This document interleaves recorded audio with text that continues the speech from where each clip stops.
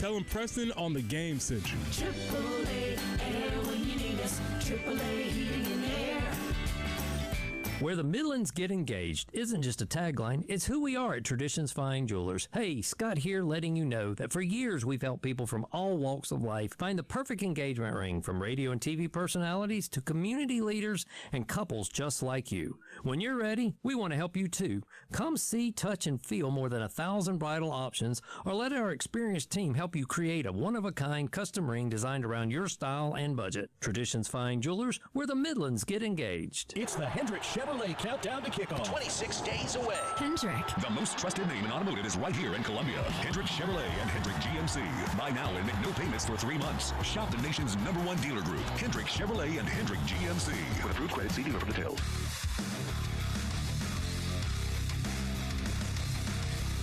Everybody loves streaming till you have to pay for it. Just download the 107.5 The Game app and stream us for free. We are the Veterans Health Administration, and our hands provide life-changing care to over 9 million veterans across more than 1,200 facilities nationwide. Join hands with us to make an impact in your community. Learn more at vacareers.va.gov. It's the Game Network Traffic Report from the Schroeder's Towing Traffic Center. Broken down and need a tow, or even free signage for your lot? Dial pound 250 and use keyword tow truck today. All right, one last look at your traffic and weather on this Monday morning. A couple accidents to report, one at Garner's Ferry and Motley Road, another one at Wilson Boulevard southbound between Blythewood Road and Farrow Road. Got some slow traffic going through there. Today's forecast, high of 95 with some scattered late afternoon thunderstorms, and just about the same tomorrow with a high of 97. That's your traffic and weather on your Monday here on The Game.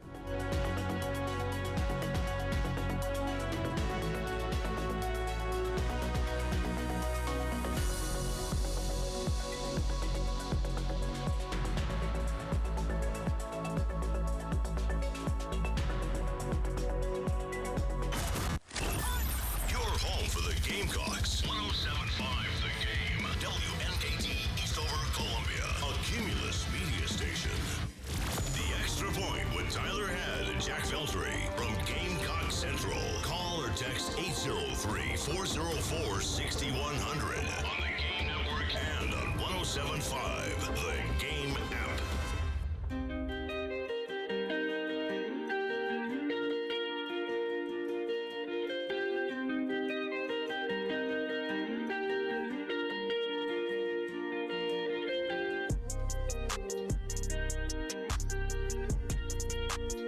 All right, 9 o'clock on your Monday morning. Welcome in. It is The Extra Point.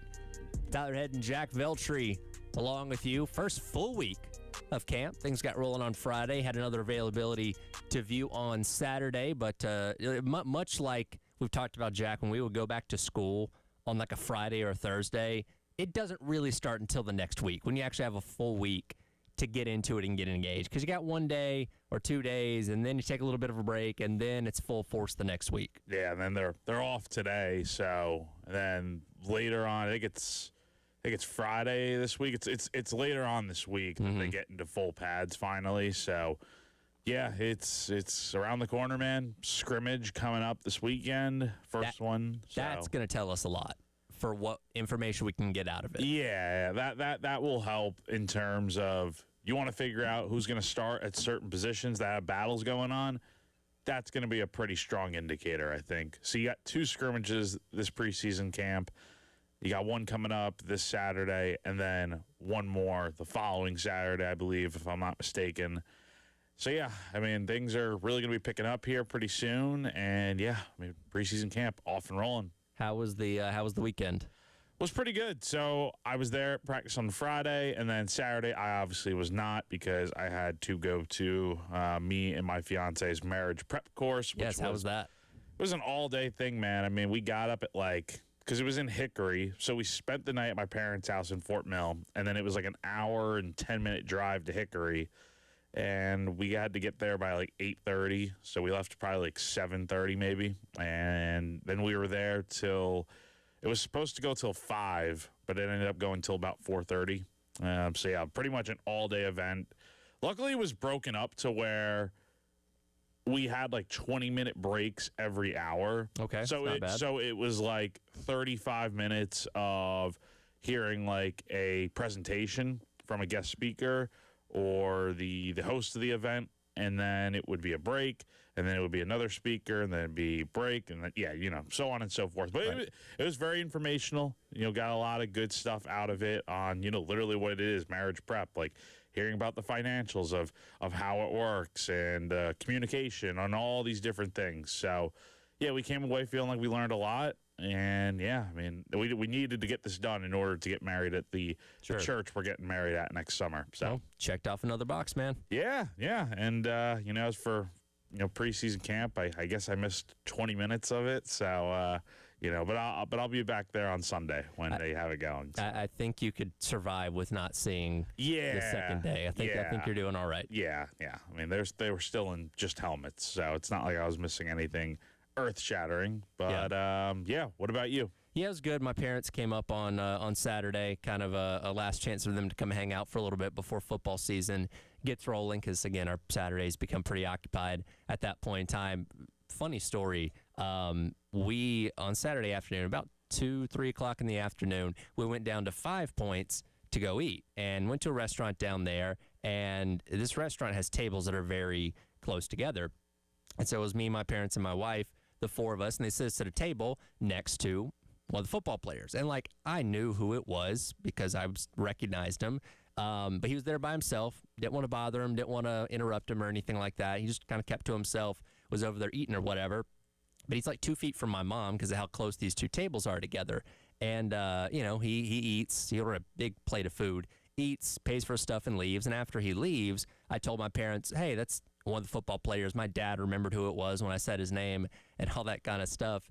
And my mom went, oh, okay. Well, I thought he was like a broke college kid because when we sat down, he'd already been there for a minute, and he was eating chips and salsa and drinking water is his appetizer, I guess. And she kind of looked over. She's like, man, I kind of felt bad for the kid because I thought that's all that he could afford. And again, he ordered a big plate of food or whatever. And when his check came, she said he whipped out one of those really nice gold credit cards, which, you got to be a high dollar spender to have those kind of things. And it was funny because at one point she leaned over to my dad. I didn't hear what she said, but she told me later, I told your dad, hey, we should pay for this kid's food. Because she thought it's a broke college kid trying to, stretch his money as far as he can go. And she felt sorry for him. But after she saw the gold card, I told her, I was like, yeah, I think he's doing better than all of us right now. So I think he's okay. I'm sure he would have appreciated it, but I didn't feel like it was necessary. It was Vakari Swain. Oh, yeah. He's probably doing fine. He's doing fine. Yeah. This is not some walk-on football player that we're talking about that is barely scraping by. Vakari Swain's probably doing just fine. And again, I recognized him, didn't want to bother him, didn't have a reason to or anything like that, and didn't want them to, act weird knowing that he was a football player or anything like that. But yeah, when he left and she told me that, I was like, I think he's doing fine. A gold credit card, sounds pretty good. I wouldn't know. I don't have one. No, yeah, I'm sure. Is it literal gold or is it going to be I just think it's more of because certain cards, gold. You have the benefits and all that kind of stuff. Yeah. You got to be a certain level within those companies to get those kind of cards. So that they stand out, right? When you put one of those down, people notice. Oh, yeah. And it makes a difference. But I just thought that was funny because, again, she had no clue who he was. Now, he was dressed very nice, had nice shoes on, nice clothes and that kind of stuff. And if you would have kind of, paid closer attention to that, you might have been able to figure it out. But to her, it was unassuming. And it was a nice gesture they almost made. What restaurant was this? I don't want to give free advertising to anybody. I'll tell you in the break. Hey, that's fair. That's fair. There you go. But it was Mexican, I'm guessing, right? It wasn't. You'll No? When I tell you where it was, you'll understand. Okay, because you said chips and salsa. Yeah, so. it was in 5 Points. Okay. Yeah, I'll tell you in the break. No free advertising. No free advertising. Yeah, but anyway, I thought that was funny, and this was a couple hours after practice, so I'm sure he was starving, and considering all the food that he ate, that probably filled him up pretty good. Yeah. So anyway, 26 days. 26 days until kickoff. As I was going through the 26s through South Carolina's stats from a season ago, one thing stood out to me, and that was that 26 yards was the longest rush of the season for Lenore Sellers a year ago, and that occurred in the Coastal Carolina game. And like when I read that, that was one of those things like I was like, well, that can't be true because I swear he had longer runs than 26 yards a season ago. But no, in fact, that was against Coastal, as I mentioned. He only had one run of 20-plus yards against Power 4 last year, and that was in the Kentucky game in Game 5 of the regular season. He didn't have any other rushes of more than that last year, which, again, considering what Sellers is as a quarterback, is surprising to say out loud. You know what I mean? Yeah, no, totally. Yeah, when you hear it was only 26 yards, like, that's it? Because, like, the year before, I'm guessing the longest run he had was, what, the 75-yard touchdown run? Yes. Against LSU. Yeah, I mean, I guess that kind of just sums it up, right? That if there's any stat or anything that points to him taking a step back last year and the play calling just not being where it needed to be, I think that stat right there should tell you it. Sellers just was not able to really break loose at the rate he was able to during his freshman season. Now, I think part of it also is defense is doing a better job scouting for him. Like, yes, the play calling hurt him last year, but I think it also was defenses have a year of tape on him. They know what to kind of expect, and they know he can run wild and do all these crazy things. So stopping him becomes a point of emphasis for any defense in the SEC or just any team that South Carolina is playing in general. So, yeah, I mean, look, 26 yards as a season-high run is, not great. But for Lenore Sellers, it's definitely a little bit of a surprise for sure. Yeah, it's one of those things that it's surprising when I came across it. But the more I thought about it, I'm like, no, considering what last year was, it shouldn't be surprising because, again, he was contained a lot, sacked a lot, obviously, and just never was able to wiggle free in the same ways that he was 2 seasons ago, and a lot of that goes to him sitting back in the pocket, the overthinking, and we'll get into what Beamer had to say about the offense on Thursday coming up here in just a little bit. But that's, again, just another example of us not being able to see the best Lenore Sellers for a multitude of reasons last year. The blocking wasn't good. The scheme didn't fit what he was trying to do, and I just think, quite frankly, he was in his head about a lot of things. Yeah, I guess... Yeah, I'm not going to – I mean, I don't know. We don't know what's going on in Lenore's head. Sure. So, yeah, I mean, I'm not going to assume that's the case, but still. We're overthinking it. Yes. Obviously, all these other things are going wrong, and it's hard. It's easy to feel like everything's just crumbling and you can't find the same successes you did last year, right? Yeah. But, that's not going to be said publicly by him or anyone. But you look at last year, right? I mean, just a lot of things did – obviously go wrong. You've changed a lot of things heading into this year. But at the end of the day, look, it's going to be the same deal of, okay, you got new play caller, new offensive line. Like, those things you hope are going to be better, but we don't know yet if they are going to be better. The one thing that is going to be the same is the defenses obviously know. Now heading into year 3 as a starting quarterback in this conference, defenses know when the ball's in Lenore's hands, there's always a good chance he could take off and run. How do we as defense prevent that as much as possible? Right? Go ahead. No, go ahead. I was going to say, I think you're still making him your primary option to take away, where it's like, all right, well, totally. Yeah, until a running back establishes themselves like, hey, that guy's like Rocket Sanders 2.0 or something like that, you're still trying to say, okay, we're not going to let 16 beat us with his legs. Somebody else does, we'll deal with that, but 16's not going to do it. And I think especially early on in the year, that's very true because South Carolina right now does not have a proven running back to fall back on. If that does become the case later in the year, hopefully sooner rather than later, like definitely for the first 3-4 games of the year, it's going to be Lenore's is probably the top option to run the football.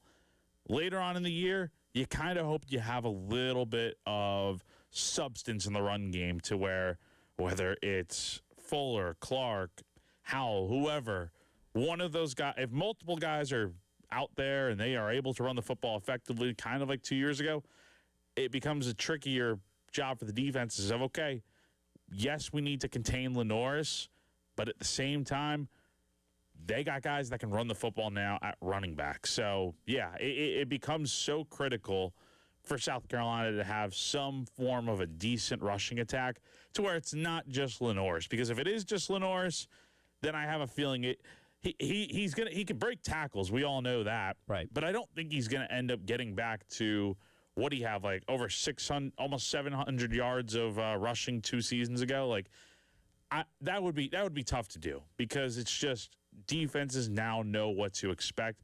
Will he have a better year than last year running the football? I expect him to. But I think a big part of, like, can he excel and do better than 2 years ago? I think it really comes down to whether or not South Carolina is going to have a rushing attack that is halfway decent behind him. Yeah, it's 674 and 7 touchdowns 2 seasons ago. And, because in college, obviously sacks count against total rushing stats. If you take the sacks away, I mean, he's probably well close to like 800-ish yards 2 seasons ago. I agree. Yeah, totally. I mean, you take away those sacks, it's a big difference out there. But, yeah, I mean, look, for Lenoris, the key is getting back to playing Lenoris-Sellers football. But when he's playing Lenoris-Sellers football, there are other factors that matter, and it's having somebody in the running back room to rely on. It's having options to go to in the passing game. It's also just getting back to just feeling like at any given moment, this guy can take off and run, and when he has got a lane, he is really tough to stop. So, yeah, there's a lot of things that have to go right for Lenoris to get back to being the player he was 2 years ago. And a lot of it is stuff that is beyond his control. Like, he can't dictate whether the offensive line is good or not or what the play calling is going to look like. At the end of the day, he can really control what he can control. And as long as he's doing that, he gives himself a chance to at least make something happen. We'll see it in action 26 days from now when Carolina kicks off against Kent State. Well, obviously, we're in the middle or the beginning of preseason camp. Had another window of availability on Saturday. Wes and Chris were out there. We'll dive into what they saw coming up next. It is The Extra Point. Tyler Head and Jack Veltri here on your Monday on The Game. Wow, what a play! The Game Network. Columbia, Charleston, Florence, and Myrtle Beach. We love to hear your opinion. Go to @1075 The Game on Twitter X and participate in our polls. Our Twitter X polls sponsored by IntelliSystems. Schedule a cyber audit today at IntelliSystems.com. Broadcasting live from the Herndon Chevrolet studio. Herndon Chevrolet is your hometown dealer. Stop by today or shop online 24/7 at HerndonChevy.com. At AAA Heating and Air, home comfort is their top priority. Give them a call today at 803-677-1500 to schedule a seasonal maintenance appointment. Let AAA Heating and Air's qualified technicians put your mind at ease with a thorough inspection and cleaning of your heating and cooling system. Join their popular AAA Comfort Club to take advantage of special extras such as flexible visits, added discounts, priority scheduling, and so much more. AAA Heating and Air also offers indoor air quality products that work with your HVAC system to improve your home's air quality. Cleaning the air eliminates common household odors, removes allergens, pollutants, and can even improve sleep and reduce the spread of some viruses that are out there. So go to callAAAtoday.com for more info. Call 3AsToday.com. Tell them Jack from 107.5 The Game sent you on over.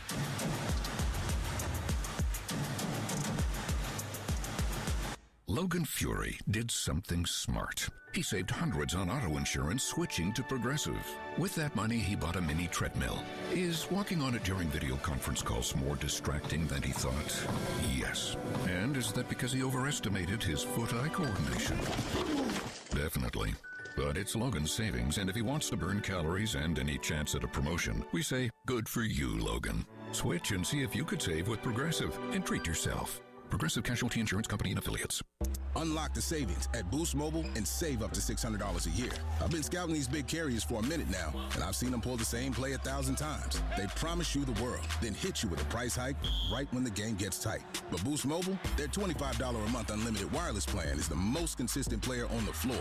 No contracts and no price hikes. Unlock the savings today at boostmobile.com/unlock. Based on average annual single line payment of AT&T, Verizon, and T-Mobile customers compared to 12 months of the Boost Mobile unlimited wireless plan as of January 2020. 2026. For full offer details, visit boostmobile.com. Stressed about visualizing your home remodel? You're not alone. Planning a new space shouldn't feel like a guessing game. At CHW Cabinetry, we've taken custom design to a whole new level. Our ultra photorealistic renderings leave nothing to the imagination, giving you total peace of mind before construction even starts. Plus, we equip your contractors with a complete job site book packed with detailed drawings and exact specifications, ensuring a smooth, hassle-free installation. Take the guesswork out of your dream home. Visit chwcabinetry.com today and see your vision come to life. The new Smokin' Honey Melts are here at Firehouse Subs. They were founded by firefighters, so when they make a new melt, they build it right. Melty, toasty, and packed with prime rib or grilled chicken breast, then drizzle with the new Smokin' Honey Chipotle sauce. Sweet, smoky, built right. It takes a Firehouse kitchen to make a melt this good. Try the new Smokin' Honey Melts today, only at Firehouse Subs, at participating U.S. restaurants. Right now, somewhere in America, a student is training, a student is studying, a student is working when nobody is watching. Not for recognition, not for attention, but because excellence is a habit. The 2026 Patriot Games are searching for exceptional students ages 14 to 17. Students ready to compete, ready to lead, ready to show America what they're capable of. $250,000 scholarship prize pool. Applications are open now. Your story, your opportunity, your moment. Applications now open. Freedom250.org. America's next champion could be you. Want to unlock the power of athlete marketing to grow your business? Garnet Trust has recently launched a business membership program, making it easier than ever for your business to work directly with a USC student athlete. Visit garnettrust.com today or call 803-250-1765 to see your business move.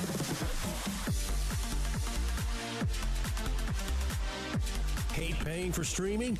Well, the 107.5 The Game app is free. Yes, free. Just download the 107.5 The Game app. The Extra Point.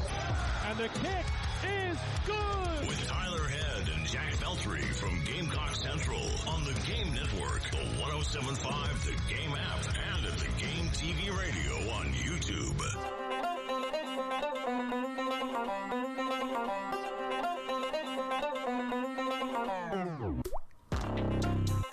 All right, welcome back in. It is the Extra Point. Tyler Head and Jack Veltri along with you here on your Monday on the Game. As Jack mentioned, today's an off day for the football team after camp got rolling on Friday. Window availability on Friday morning, which we talked about. Also had a window of availability on Saturday morning as well, and we'll hit a couple notes here from what Wes observed when they were out there on Saturday morning. Kickers continuing to battle. He said based on what he saw, everybody made just about every single kick. It's good to hear. Still an ongoing competition, and, you know, sounds like they had a good day, but there's a lot of kicks that we don't see, so hopefully it's still the same when y'all are not out there. Yeah, that's what you would hope, right? So, I mean, those guys were out there, media, because I wasn't there, out there for 20 minutes. So, yeah, you're really not seeing much, but seeing those guys make the kicks that they're supposed to make, yeah, that's a good sign early on. I'm sure they were going back from further range and whatnot, and that stuff's just going to have to come through intel and whatnot. But, yeah, definitely a good sign for sure that – because that's an important position battle that we've talked about, man. That makes the difference between a 9 and a 10-win season 2 years ago. And I'm sure Beamer's going to keep getting asked about. We're back to Tuesdays at 1 tomorrow, correct? Yes. Okay. So we'll get offensive players tomorrow right before, and then we get Beamer. Okay. And then Wednesday, typically that's going to be coordinators day. Right. But this week it's just defensive players. And I think moving forward, I think this is the only week where we get the different sides of the football like on separate days. I think moving forward, it's just all players one day. Yeah, typically because Tuesday is typically the player day. You get a mix of like 4 or 5 from both sides of the ball before Beamer talks and all that kind of stuff. That's correct. By the way, is the person that pulls the sound for this station, and I come in with something every single day. I don't like to come in empty-handed. There's always something out there that we can use the following day. Getting back into the rhythm of having press conferences, players talking, and all that kind of stuff every single week. Very happy about that. Oh, yeah. Helps us out from a content standpoint. Oh, yes. How long does it take you to clip all the audio? For like a Beamer presser on a Tuesday, I can usually knock that out in about 20, 30 minutes. That's not bad. Because I record the whole thing. I write down the questions being asked, and I just have to go through and take out basically y'all asking the questions. So that's not too hard. Player stuff, because like not every question the players get asked are worthy of like I agree. being pulled, because some of them are just nothing answers. So Yeah. I have to actually listen to their whole, and most of them aren't more than like 4 to 5 minutes. So I listen to everything that they get asked. I'm like, okay, him saying this is actually interesting. So you got to weed those out a little bit. But for the coach press conferences, that's pretty straightforward because everything in there is good and usable. And yeah, that's usually around 20, 30 minutes. And then just kind of depending on whatever else is going on in the sports world, trying to find other stuff takes a little bit more time. But I'm used to it now because I've been doing it for 4+ years, somewhere around 4 years. So yeah, it's nice to know I don't have to go searching for a lot of stuff.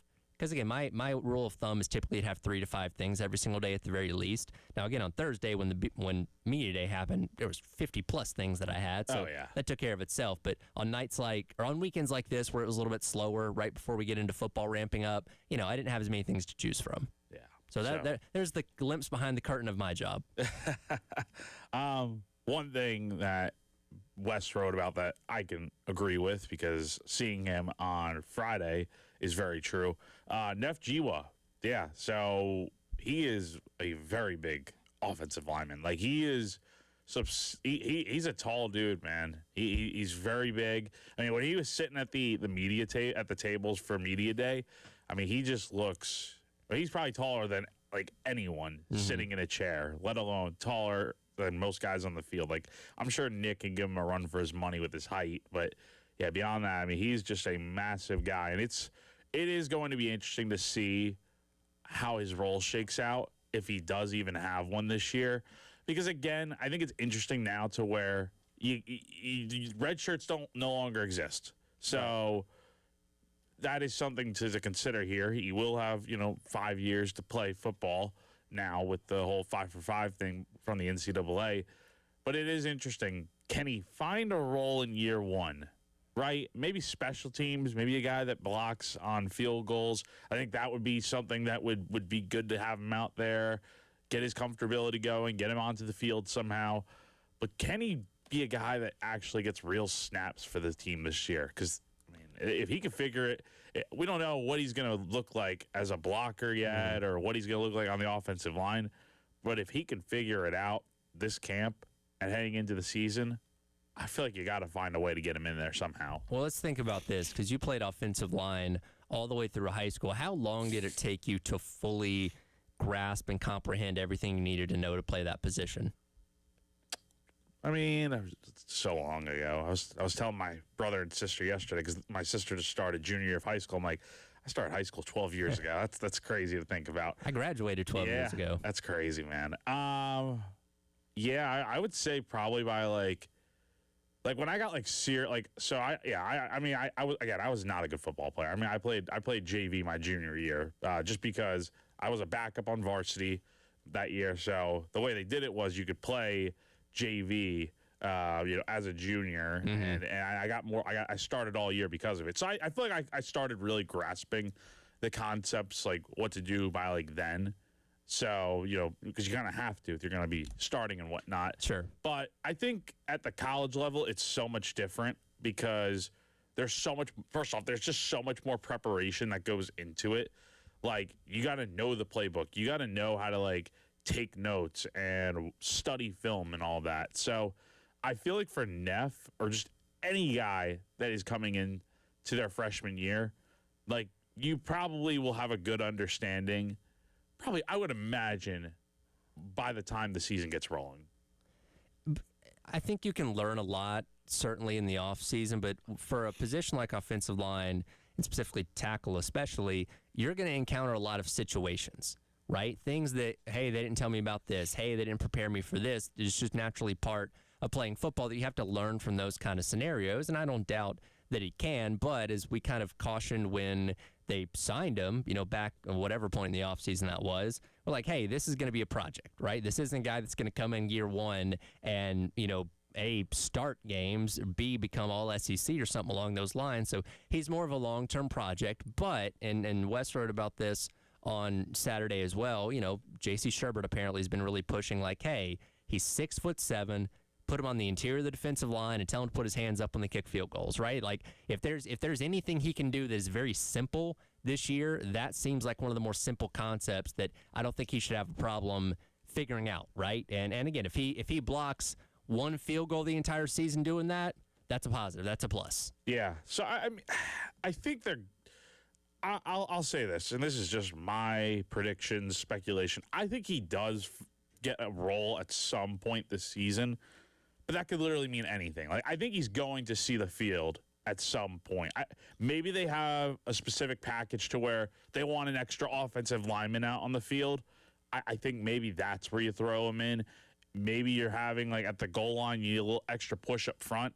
I think that's where Neff could fit in. Like, it's just a staggering size that he possesses. So I think, yeah, a lot of this first year, I think, is going to be about learning Tyler. Like, I think that's the main thing this year, that if anything, playing time or not, let him learn and figure things out and get an understanding. That way, heading into next year, it's like, all right, this guy can seriously compete for a starting spot on the offensive line. If he plays this year, I think it's just an added bonus to everything else that he's got going for him this year. Well, and look, if you're blowing out the first two opponents of the year the way that we hope they are, there might be an opportunity to get him on the field. Just get him some live bullets, some live reps, which will be positive. But for the most part, you're expecting to be in tight, close games for the next 10 weeks. So the opportunity for him to get like live in-game reps is going to be a lot more limited this year. So yeah, like we said, it's got to be something you look at as a long-term project. And if he's a fast learner, then maybe he can come along quicker than that. But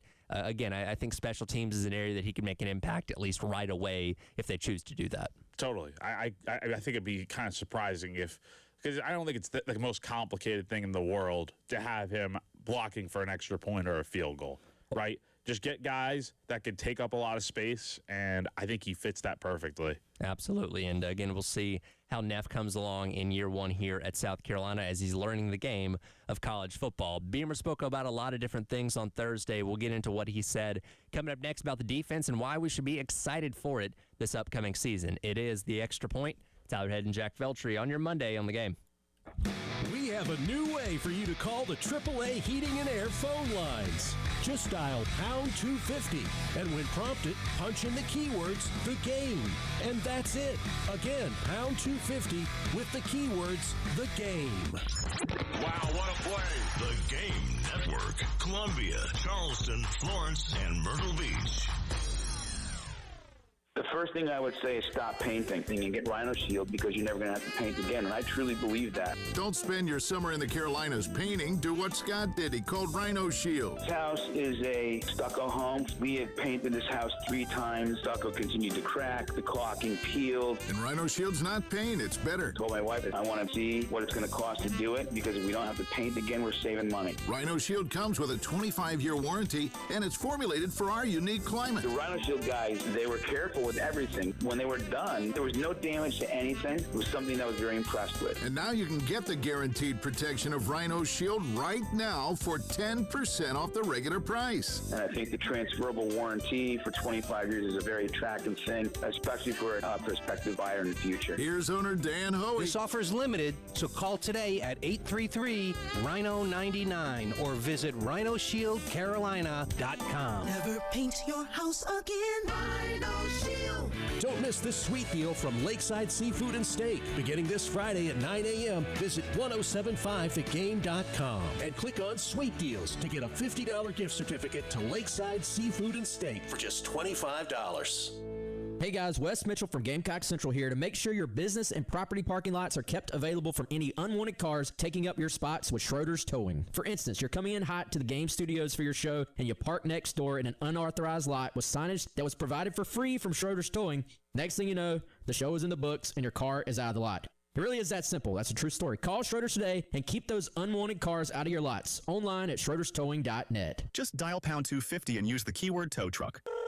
Schroeder's Towing, the best and fastest hookers in town. Visit the go-to spot for dining in downtown Columbia. Step into the Golden Spur, the official restaurant of the University of South Carolina. From bold, crave-worthy lunches to elevated dinners, plus handcrafted cocktails that hit every time. The Golden Spur brings the flavor every visit. Planning something special? From celebrations to business gatherings, their private dining and event spaces set the perfect scene. The Golden Spur, where campus meets community. Located at 700 Lincoln Street, right across from Colonial Life Arena. Come see what everyone's talking about. When it comes to family law, a lot has changed in recent years, so assumptions can be costly. If you see or sense a change coming in your family life that could have legal implications, it's important to know where you stand. What are your rights and responsibilities? Getting good legal advice early is never a bad idea. I'm Joe Cordell of Cordell & Cordell. If you or anyone you know is facing a family law issue, start with a consultation. Visit CordellCordell.com. 1201 Main Street, Columbia.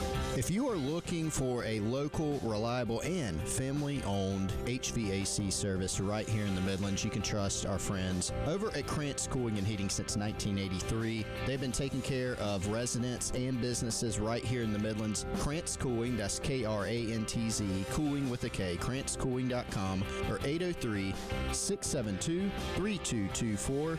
You can schedule a visit online and get more information at KrantzCooling.com.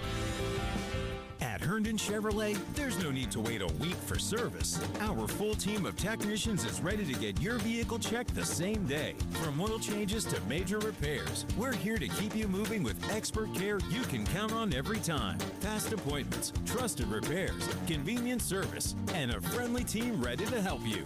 Only at Herndon Chevrolet. Herndon Chevrolet, Herndon makes you wanna smile. Mike Rowe here with a fun fact. Did you know that 50% of the air that you breathe inside your home comes from your crawl space? Yeah. Whether your crawl space is wet, smells musty, or your floors are bouncy, do yourself a favor, call Groundworks. I spent some time working with these guys, and they're the real deal. Their people are trained and certified to repair your crawl space. Mount Valley Foundation Services is now Groundworks. Schedule a free inspection. Licensed in all states where work is performed. See website for details. The Extra Point.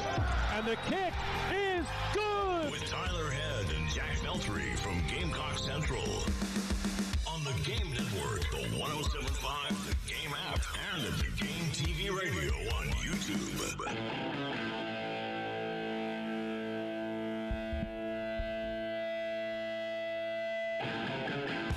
Welcome back in. It is the Extra Point. Tyler Head and Jack Veltri on your Monday here on the Game. We'll get back into what Coach Beamer had to say at the end of last week in just a moment. Real quick, we head out to the AAA Heating and Air phone line. Steve in Myrtle Beach wants to weigh in on some of the latest eligibility news in college sports. Steve, appreciate the call. What's on your mind today, man? Hey, guys, listen, I enjoy your show.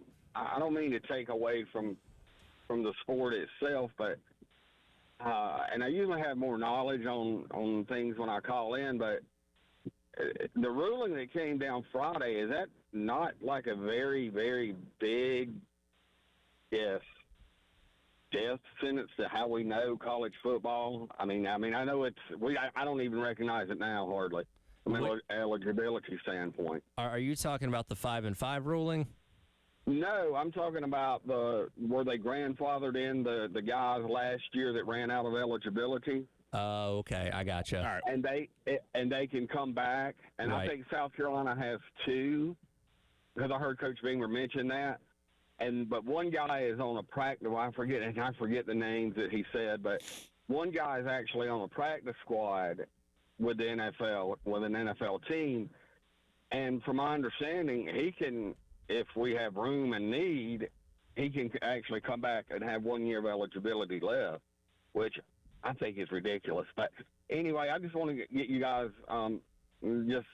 your take on that, and I'll hang up. Thanks. Yeah, absolutely. Appreciate the call there. 803-404-6100. So this is off of the 5-5 ruling that didn't grandfather in all the guys that ran out of eligibility at the end of this past year. And there are some guys, the Brian Thomas Jr.'s and stuff like that from South Carolina that were a part of that 2022 class.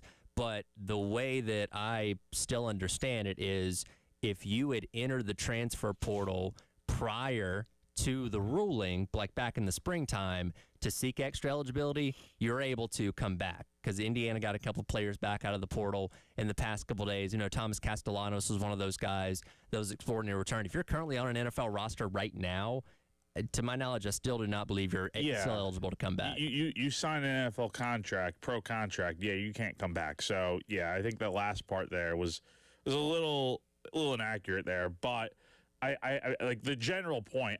One thing I disagree with, the death of college football. I feel like we say this every time when something comes up with first it was NIL. That's the death of college football. Then it's giving guys extra eligibility, and then you got guys that are like 26 years old still playing college football. Like that. Okay, that part I can understand because that doesn't feel like college football. Sure. Having guys that are well past college age still playing football. I don't have a problem with guys getting grandfathered in because it's only going to be a one-time thing, right? So, like, the class of 2022 guys, the NCAA did not, like, that court ruling did not have to happen, right? Like class of 22 could have just been left in the dust and that's it, right? But I think given the way things have gone over the years with these sorts of cases, I don't think it's the craziest thing that ruling happened to where you give those guys an extra year of eligibility. That way no one feels cheated or anything or excluded. And then it's just a one-time thing, right? And we're seeing some guys take advantage of it. And real quick, here is what Beamer did say on Thursday when asked about the class of 2022 and if there's anybody they were looking to bring in. Yeah, we've had some discussion, David. Really, we're kind of in a holding pattern until we get some more clarity from NCAA, SEC. I don't think anybody's really doing much of anything right now.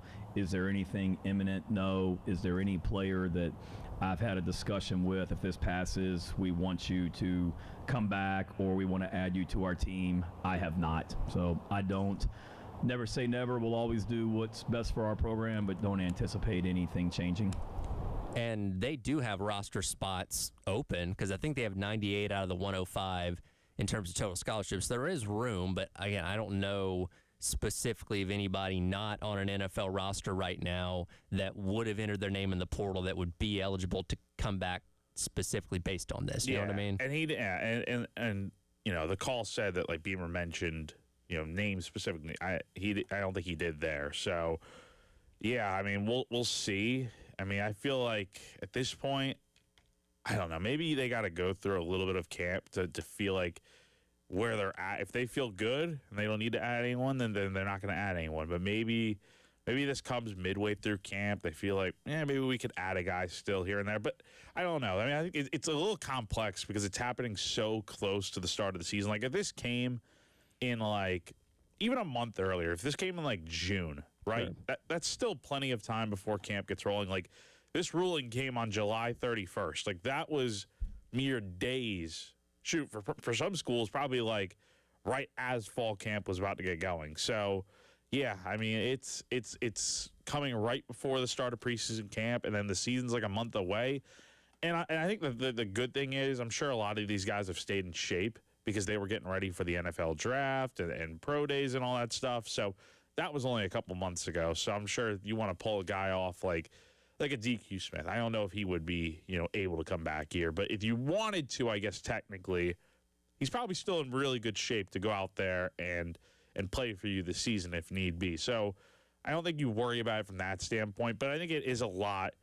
It's August 10th right now, right? Sure. It's a lot to break in a guy right now with what you have. And I don't know. I mean, I feel like you bring a guy in to play a certain position and you're going to have him start right away. Like, I think, to me, thinking about it from a player's standpoint, I feel like that would kind of rub them the wrong way, right? Like, I don't know. I just think there's a lot of gray area in this whole situation, and I think South Carolina could benefit from bringing a guy in, but it's got to be the right guy for the right situation. Well, and you also, should this get overturned down the road, you then run the risk of, hey, we were playing with a guy that ended up being deemed not eligible, so how does that affect you too, which is kind of the other side of the coin here. We're still all learning about this, right? This is still something that's about as clear as mud in a lot of ways, but going off what Beamer said the other day, don't expect anything imminent in terms of them grabbing somebody out of the 2020 class, though other schools like Indiana and stuff have been doing that over the past couple days, but doesn't seem like anything on the horizon there for Coach Beamer and the South Carolina roster. We'll come back, we'll wrap up hour number one, get to what Beamer said about the defense and why we should be excited for it this upcoming season. That's coming up next. It is The Extra Point. Tyler Head and Jack Veltri on your Monday on The Game. Wow, what a play. The Game Network. Columbia, Charleston, Florence, and Myrtle Beach. Hey, this is Jen from 107.5 The Game and The Game Network. If you run a diner, a bakery, a coffee shop, burger joint, or a pizza spot, or that hidden gem everybody should know about, how would you like to get the word out about your business without spending a dime? We got you. All you have to do is text your name, your business, and your phone number to 803-404-6100, and we'll be in touch. There's no catch. Times are tough. We're here just trying to help you get folks in the door of your business. This is a Westwood One Sports Minute. Massive trouble in the nation's capital. The Washington Commanders' left tackle Laramie Tunsil has suffered a torn tricep. The five-time Pro Bowler went down during one-on-one drills and is expected to undergo surgery, threatening to sideline him for a significant portion of the season. With their anchor blindside protector out indefinitely, Washington now scrambles to protect Jaden Daniels. I'm Drake Toll.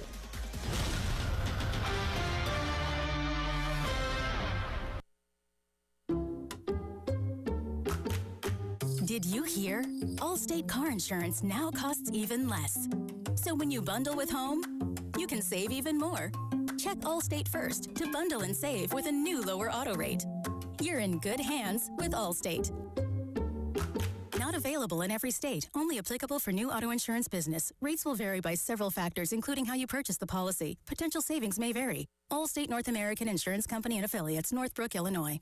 Hey, this is Lauren. And a little thing I love about the hash brown scrambled burrito is that it's going to add the protein that you need. The eggs with those crispy nuggets. It's the ultimate combo. Hi, this is Maya, and a little thing I love about the hash brown scrambled burrito is that it's packed with protein. Having Chick-fil-A chicken in a breakfast burrito is just phenomenal to me. You have the chicken, you have the eggs, and then you add these hash browns. It's just complete, honestly. Order the Chick-fil-A hash brown scrambled burrito and Simply Orange Juice on the Chick-fil-A app today. Real guests paid for their testimonials. This is the story of the one who keeps multiple buildings running smoothly day after day. Plumbing that flows, HVAC that hums, cleaning supplies that keep surfaces sparkling. That's why she counts on Grainger. With easy reordering online and 24/7 support, Grainger helps her keep the products she needs on hand. So shelves stay stocked and buildings stay ready. Call 1-800-GRAINGER, click Grainger.com, or just stop by. Grainger, for the ones who get it done. You know that Big Bargain detergent jug is 80% water, right? It doesn't clean as well. 80% water? I thought I was getting a better deal because it's so big. If you want a better clean, Tide Pods are only 12% water. The rest is pure, concentrated cleaning ingredients. Oh, let me make an announcement. Attention shoppers, if you want a real deal, try Tide Pods. Stop paying for watered-down detergents. Pay for clean. If it's got to be clean, it's got to be Tide Pods. Water content based on the leading bargain liquid detergent. Sleep Number's new collections are designed to adapt to the changing nature of your life and your sleep needs. Whether it's the personalized comfort of the new Comfort Mode mattress, the targeted pressure relief of the Comfort Next mattress, or the Climate Collection that actively cools or warms to help you fall asleep and stay asleep. And now, get early access to our biggest sale of the year. Save 25% on the new Comfort Next Luxe for a limited time. Only at a Sleep Number store or sleepnumber.com. You bought an RV, and you got an automatic discount from Progressive by bundling it with your home or auto insurance. That's great, but a serious word of warning every RVer should heed. You don't need to talk about things like dry weight or dump stations. And you don't need one of those expensive water filter straws either, because the most extreme thing most RVers encounter is a campsite without hookups. So just enjoy yourself and Progressive's automatic discount when you bundle your RV, boat, or motorcycle with your home or auto insurance. Progressive Casualty Insurance Company and affiliates. Not available in all states or situations.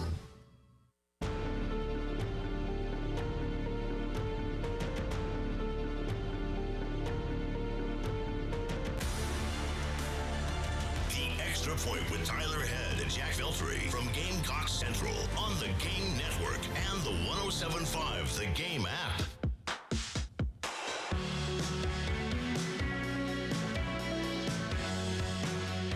All right, welcome back in. Extra Point. Tyler Head, Jack Veltri, wrapping up hour number 2 here on your Monday on the Game. I love this time of year because we're getting flooded with so much good content that we have to shift things around on the show, and there's so many things to talk about. We do have to cut some stuff sometimes, which is a good problem to have.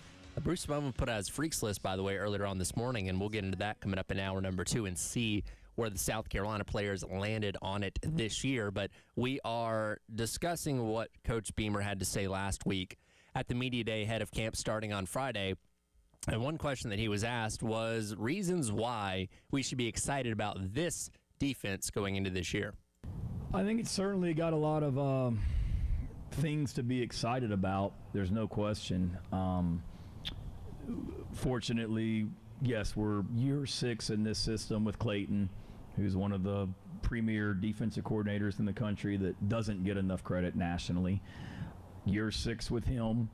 So you got a lot of guys, not just year 6 with Clayton, but you got a lot of guys that have been in this system now for a long time. And, you know, Peyton Williams and Vicari and Judge, I mean, they're going into their 3rd or 4th year in this system. So you can kind of take what we're doing defensively almost to the nth degree with them because they have the foundation. So that gives you a lot of excitement. But we were talking about it this morning that as a staff before I met with the strength coaches that, you know, you look at this defense, there's a lot of things to be excited about. And I'm not saying they're the 24 defense because that group was pretty sporty. But if you look at 26 and 24, there's a lot of similarities in so many ways. When you know, Dylan should be a better version in 2026 than what he was in 2024 because he's older. And we've brought in some portal guys. Julian Walker had a great summer, is going to be a really good player for us. You look at the defensive line, defensive tackles. Now, 4 of our top 5 defensive tackles in 2024 are currently on NFL rosters. So I'm not saying that that's this group, but when you look at the overall depth, there's more depth in that room than we ever had at the defensive tackle position. I think we could arguably, you know, we'll see how this preseason goes, but I mean, we're going to be able to rotate more guys on the D-line than what we did last year. Linebacker in 2024, you had Bam, Debo, and D Knight. You know, 2 of those guys are on NFL rosters right now. But when you look at Sean, J.O., and Fred coming back, that's 3 pretty good players coming back. And then in the secondary, like I mentioned, those guys that have played a lot of football, plus some, you know, talented freshmen that have come in too. That's a, you know, good group with experience. So there's a lot of work that we still have to do, but yeah, we've played good defense. We've been very opportunistic. We've been very aggressive, and we've got to continue to be this year, and very confident that we will be. And Beamer's right. I mean, when you look at kind of the bones of what this defense is, you see a lot of comparisons to what you had a couple years ago. Now, as I detailed, believe early last week, the snap counts are way different, right? So the overall experience on that side of the ball is not quite the same as what it was a couple years ago. But as you mentioned, you have an extremely deep defensive line room. You have what you think are a couple of very capable edge rushers, though we didn't even know going into the 24 season how big of an impact Dylan Stewart was going to have and how great of a season Kennard was going to have. I feel like you have even more confidence in that room going into this year than you did 2 years ago. An experienced linebacker core that all 3 of those guys, they're your main linebacking starters, all played together a season ago, which you didn't even have 2 years ago because you had D Knight coming in out of the transfer portal. You feel like you got good guys in the secondary. Again, there's a little bit of a battle at a couple of those spots, but overall, you know, that's going to be a pretty good group led by Torian Gray. And as he said, it's not a slam dunk guarantee you're going to replicate what the 2024 defense did, but you see a lot of similarities with the way that it's made up. It's got to come together. That's the key here is that I think heading into 24, I don't think anyone realized that or thought that defense was going to be one of the best in the country. It was one of the top defenses out there nationally speaking in terms of rankings. I think they're top 15 defense in all of college football. So I don't know if anyone could see that coming 2 years ago. And quite frankly, heading into this year, I don't know if I see that coming, but I see a very good defense together that has the potential to be on par with that group from 2 years ago. The key for me is that the experience feels like it's there, right? Like Beamer said, they can rotate more guys at defensive tackle. That was something they were able to do really well 2 years ago on the defensive line, was get guys in and out, play a lot of different guys, give offensive lines a lot of different looks on that front. And then I feel like they're pretty good at the linebacker spot. You got guys that are entering their second year as starters in this system under White. At DB, you've got Judge Collier back. You've got Peyton Williams, Swain, And then you've got to have some guys step up in that room to become, starters. But I feel like they've got a group that could really do some good things. And I think the thing is, I think they're going to be better than last year. To be better than 2 years ago, that sets a really high bar, and a lot of things have to go right. And a lot of those new pieces you have really have to step in and do great. So I think the potential's there. But I don't know, man. That group from 2 years ago was really, really good. To another point that he made, is Clayton White, severely overlooked as a defensive coordinator? And again, Coach Beamer's going to gas up any of his assistants, but, he called him one of the best in the country, but maybe doesn't get the respect that he deserves. You think that's true? I think he gets maybe by who, though, are we talking about? Who is overlooking Clayton White? I guess nationally. I mean, he's not a guy that I feel like gets as much conversation had about him. And look, it doesn't help either when you have a 4-8 season, right? Nobody's talking about coordinators on teams that are sub 500 and missing bowl games more often than not. But even in the 2024 season, when everything was going as well as it did, I don't know if Beamer got it, or if White got as much love as maybe some other coordinators would have gotten on a similar type of team. I guess I can, if we're looking at it from a national perspective, I think he gets overlooked. I think locally, I think everyone knows what Clayton White can do. Was last year perfect? No. But you look at those games, excluding the Texas A&M game, which was just an atrocity in that second half. And offense didn't help you out. Offense didn't help either. Wasn't all on the defense. They wasn't all on the defense. defense. Have their best day in the second half. But I think last year goes to show that the defense, they were obviously going to take a step back because they lost Kennard, they lost D Knight, they lost Emanwari. They lost 3 of their best players on that defense right there. Best player on the defensive line, best linebacker, best player in the secondary. So they lost 3 critical pieces of that defense and then some. And then you go out there and we're still very good, right? The defense was still keeping you in ball games last year. Hardly ever the reason you lost a football game. And really, if you had a competent offense, a halfway competent offense, you may be winning a few more games than you ended up doing, and we're looking at things a little bit differently. So, yeah, there was a little bit of a step back, but I think that was natural just because of all the pieces you had to replace. So I think you look at it from a big picture perspective, maybe Clayton is a little overlooked, but I think here, fans, media, I think year in and year out, that group's going to be pretty good defensively. Well, and here's hoping they're just as good, if not better, than they were a couple seasons ago. It helped South Carolina out a lot this upcoming season. As we wrap up hour number 1, we'll remind you the Game Summer Golf Classic at Charwood Golf Club in West Columbia is coming up on August 28th, presented by 107.5 The Game and the Lex County Gamecock Club. We'll have the onion sausage from the Gamecock Club, the libations bar from Saki's, wine and spirits. The golf gun also makes its return, with all the proceeds, of course, going to Camp Discovery. If you want to take part, it's $440 for a foursome, $110 for a single player. Give Chartward a call at 803-755-2000 and hit prop number 2 for the clubhouse. We want to see you out there as we get football season rolling with the 107.5 The Game Summer Golf Classic. Who made the Freaks list from Bruce Feldman? We'll tell you up next on the Extra Point on the Game.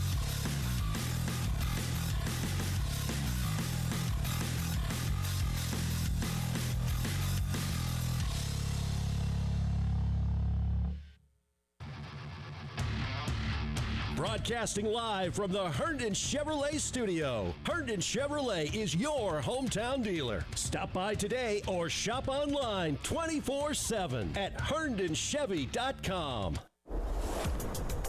Tyler Ed here for our friends over at Twin Peaks. I know the week just got started, but hey, the weekend's not all that far away. And upcoming on Saturday night, or upcoming later on this week on August the 15th, you have UFC 330 with Islam Makhachev taking on Ian Gary. That fight out of Philadelphia, Pennsylvania. And on one place taking all that great action, that's with our friends over at Twin Peaks. Make sure you make your way down to the lodge coming up on Saturday night. And no matter what day of the week you're there, you can take in all that Twin Peaks has to offer, like tons of delicious scratch-made food, burgers piled high, smoked in-house wings, brisket, and so much more. And don't forget about those 29-degree draft beers to wash it all down with as well. All this and more with our friends over at Twin Peaks. Eats, drinks, scenic views.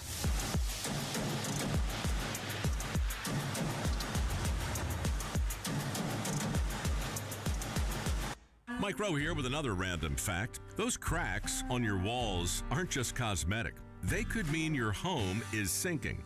Whether it's drywall cracks, exterior cracks, or sticking doors or windows, do yourself a favor, call Groundworks. I spent some time working with these guys, and they're the real deal. Their people are trained and certified to stabilize your foundation. Mount Valley Foundation Services is now Groundworks. Schedule a free inspection. Licensed in all states where work is performed. See website for details. Want to unlock the power of athlete marketing to grow your business? Garnet Trust has recently launched a business membership program, making it easier than ever for your business to work directly with a USC student athlete. Visit garnettrust.com today or call 803-250-1765 to see your business boom. Powered by Integrated Media. The Game TV. Sponsored by Shepherd's Glass. For auto, home, and commercial glass. ShepherdsGlass.com. In Chapin and West Columbia. The Game TV. Sponsored by Shepherd's Glass. Shepherd's Glass. I met my wife in law school at the University of Florida. She was from upstate New York and I was from Kentucky. We met at a daily mass at St. Augustine's. She was the most beautiful girl I'd ever seen in my life. After communion, I followed her out of the church and got her phone number. The rest is history. I'm John Morgan of Morgan & Morgan. Little did we know that one day we would have 4 children and the largest injury firm in the world. All 4 work in the business. It's a family business. Did I ever see this coming? Hell no. We just worked very hard and treated our clients like we would want to be treated, like family. It's a full-service injury firm, auto accidents, medical malpractice, workers' compensation, Social Security, and insurance disputes. We're open 24/7, 365 days a year. Visit forthepeople.com and we can get to work on your case. No recovery, no fee. Morgan & Morgan, for the people.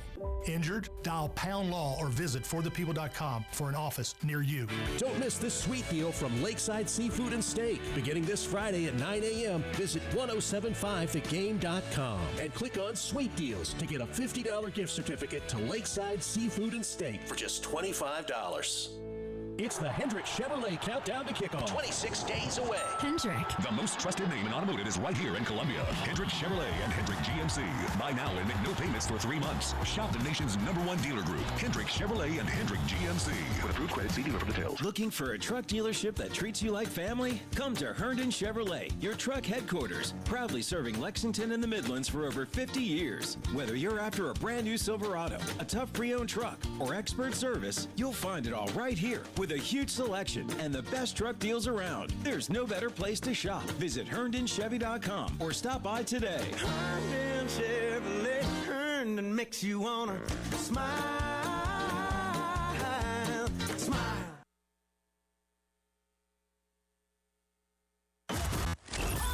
Your home for the Gamecocks. 107.5 The Game. WNKT Eastover, Columbia. A Cumulus media station. Oh, yeah.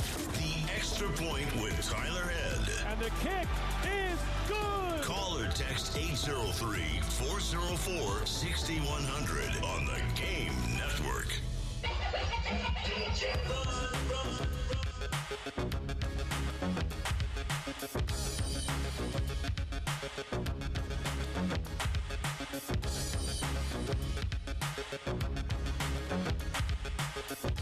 All right, welcome back in. Hour number 2. Tyler Head, Jack Veltri, along with you here on the game. You know this one, Jack? No, this is definitely new to the rotation. Well, what is this? It's Freaks Come Out at Night. I mean, it's fitting for what we're talking about, but who's it by? Houdini. Not that Houdini. This is WHO Houdini. That's great. What year is this song from? Oh, God, that's a good question. It sounds like it's old. Wait, you've never heard this before? No. That's crazy. I know. I listen to a lot of music, so. Yeah, let's see. When did Houdini write Freaks Come Out at Night? Yeah. Do some research here. This sounds like a 90s song. It does. Let's see. It came out in 1984, actually. Yeah, that was... Yeah. Not far off. Not far off from what? Well, for you guys, the 90s. So, yeah, about 6 years off. Yeah. Anyway, the reason why we're playing this song is because the Freaks list has officially come out, not at night, it came out this morning, from Bruce Feldman of The Athletic, who puts out his annual list of 101 players that he considers the biggest freaks in all of college football. And for the third time in 4 years, he has reclaimed the throne at the top spot. Nick Harbor is the number one freak once again after a brief year off where Jeremiah Smith was the number one freak a year ago. Nick Harbor back to the top of the list. Not surprising, right? The guy he's literally by definition a freak athlete. Just the size, the speed. When you talk about South Carolina, I think everyone knows about Nick Harbor. Local, national, whoever. Like, you think of Nick Harbor when you think of South Carolina. And, yeah, the guy is just – and it goes all the way back to a couple of years ago when he was on the freaks list. And then you talk about the video game and all the buzz that came with that. Like, yeah, it makes sense that he takes the top spot. And, again, Feldman's been gassing him up his entire college career. And this list isn't based on production.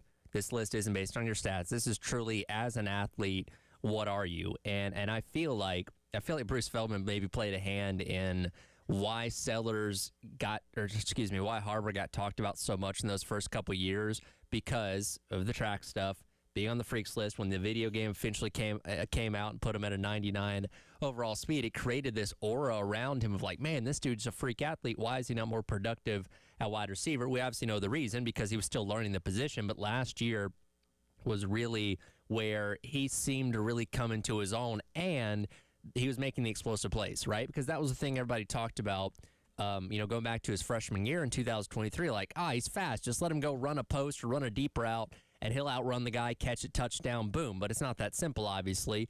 Though we saw, that was one thing that Shula did do well a lot last year, was set up the deep ball for Nick Harbor to be successful, and we saw a lot of long touchdowns because of that. Yeah, so it makes sense that he is at the number one spot. But, of course, South Carolina also has a few more players on this list as well. Yeah, so when you go later down the list, you have Dylan Stewart at number 14. Not surprising. He's usually somewhere out there on this list. And then you have Lenore Sellers dropping down to number 36. Now, he was number 3 a season ago, coming off the strong 2024 campaign. But after just skimming through this list, I believe he's the second in terms of quarterbacks on the freaks list, with Chase Mason of San Diego State being number 1.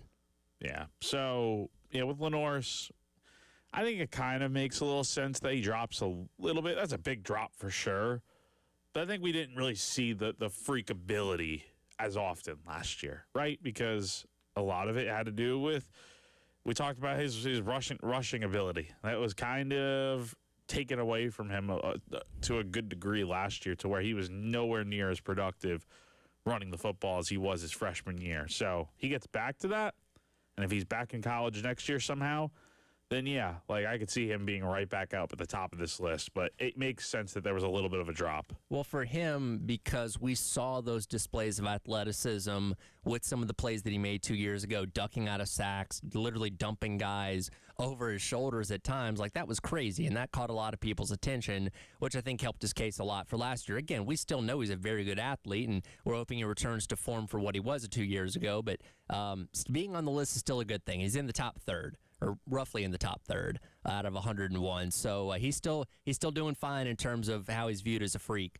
And then again, Dylan Stewart come in at number 14, which again shouldn't surprise anybody either. Yeah, I'm surprised Dylan's not a little bit higher on the list. 14 feels like he's a top 10 freak kind of player, but hey, this is not our list. It's not. And again, he had the injury that he was dealing with a season ago, and I'm just going to kind of look here because.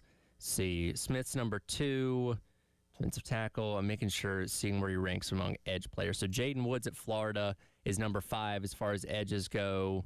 And then you have Colin Simmons at 10. You have Emmanuel Okai at number 9 from Cal. So he's looking to be about, like the 4th edge as far as the freaks list go, which, like, that's still really good company. No, totally, yeah. And again, this is not like, I mean, the way we look at this list, it's not like best players in college football, right? Sure. It's athleticism. Yeah, it's true athleticism and freakishness, which I don't even know if that's a word, but whatever, right? So, yeah, definitely makes sense that these guys are on the list. I would have probably put Dylan and Lenore's a little higher, but I understand where they're at. Now, and Mingo on GC wrote about this when the list came out, but last year, Jacarius Peak was number 31. when he was at NC State. Did not make the list this year, so that's kind of interesting. Now, again, he's dealing with the injury, but I don't think that should have anything to do with that. So I don't know why Feldman's opinion on Peak changed that much where he could go from top third to not being on the list. Again, I don't know. The criteria feels like it's a little all over the place, but again, not our list, so we're just talking about it here. But yeah, that is a little surprising that Peak was on the list last year. And it's not like he was like, okay, I can understand moving him off the list if it's like he's borderline like at the back end of it. But number 31, I mean, I don't know. That just feels like a little bit random and sudden. And it's not like he was out all out. I mean, he played all out. Yeah. Played all year. Until he got here. Yeah, he got hurt playing freaking basketball. Like, I don't know. And again, it's just to me, what is does this list really?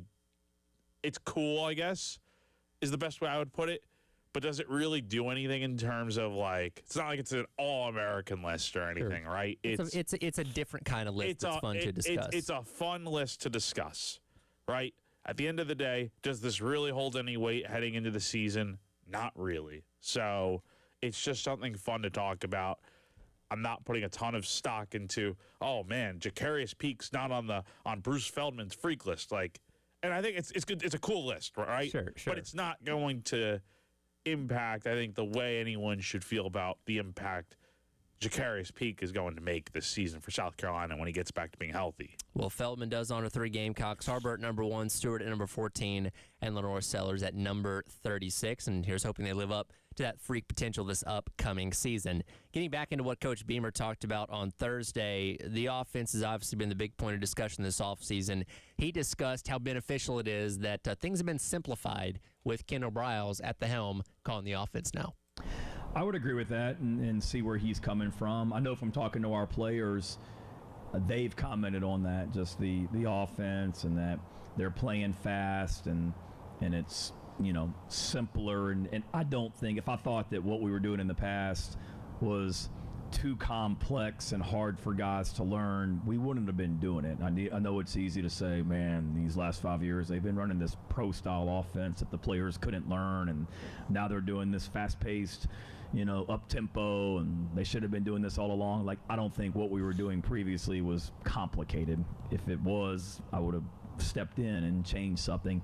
But I do believe that, how we operate, we're not up-tempo necessarily all the time, but how we operate, is very conducive to learning. I don't think there's a huge amount of volume in what we're doing, so guys are able to get really good over and over. But I would, from talking to our players, I would agree with that based on what they've told me. But I would also say this, I think there's a learning curve in some ways because this system that KB has brought terminology-wise and verbiage-wise is completely different to anything that we've done the last 5 years. From the coordinator in 21 and 22 to the coordinator in 23 and 24 to the coordinator in 25. They were different systems, but there were a lot of verbiage, carryovers, terminology that kind of carried over from one coach to the next.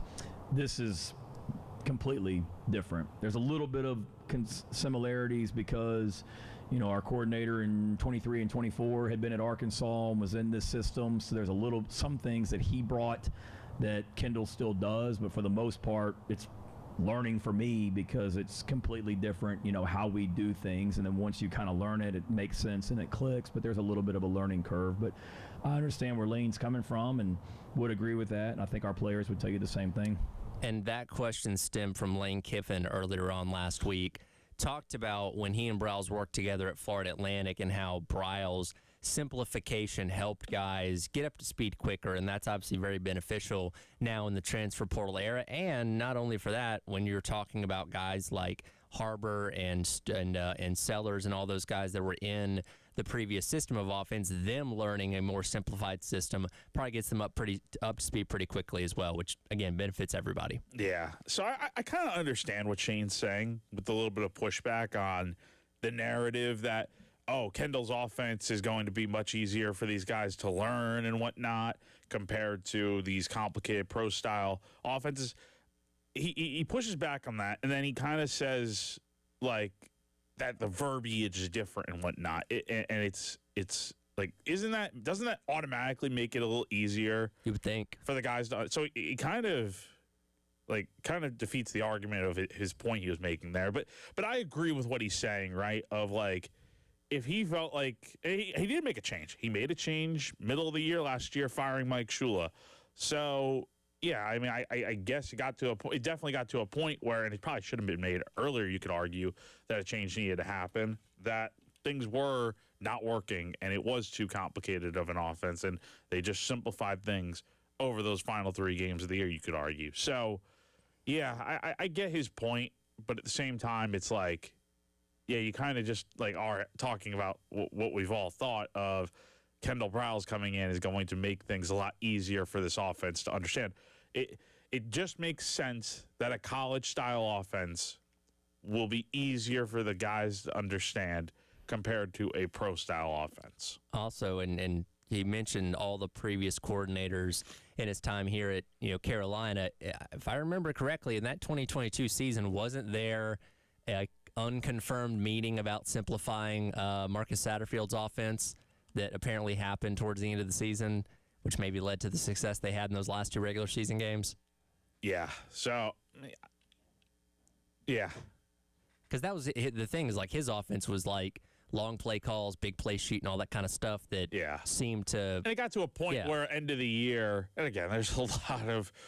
I don't think a lot of it has come out publicly, but it's a lot. The rumors and the stories from it are like that they just simplified things drastically heading into that Tennessee game, to where they were just call what works and scrap what doesn't, and I guess that makes sense. And that was also the game that we have a mystery play caller that was like, Freddie Kitchens was calling the plays in that game, not Marcus Satterfield. And again, nobody ever said anything otherwise on that, so we're all free to speculate on whatever we feel like was the right answer there. Yeah, I guess so. So we'll hopefully he doesn't need to get to that point this year. It shouldn't. Yeah, I mean, look, you should have a wide variety of plays to call, but at the same time, you want to make sure they're good plays. And yeah, if there's a little bit of complicated verbiage in there and it's a little complex, sure. But you want to make sure at the end of the day, these guys understand what they're doing and have a full grasp of what this offense is going to look like. Well, especially if you're running tempo, right? If you're trying to get up on the line of scrimmage and snap the ball again, you can't have 30-word play calls. And nobody has 30-word play call, but you know what I mean. You need something quick, simple, ones that everybody can get pretty quickly and get up and be ready to go for the next play. Exactly. That's the key there. Especially, like you just said, if they're moving in a tempo offense, that's going to be key right there. So positive things heard there about the offense from Shane Beamer on Kendall Briles. The powers that be are meeting on the future of the college ball playoff. You've heard about 16. You've heard about 24. What if I told you there was a third option? We'll discuss that on the other side. It is the Extra Point. Tyler Head and Jack Veltri on your Monday on the Game. Wow, what a play. The Game Network. Columbia, Charleston, Florence, and Myrtle Beach.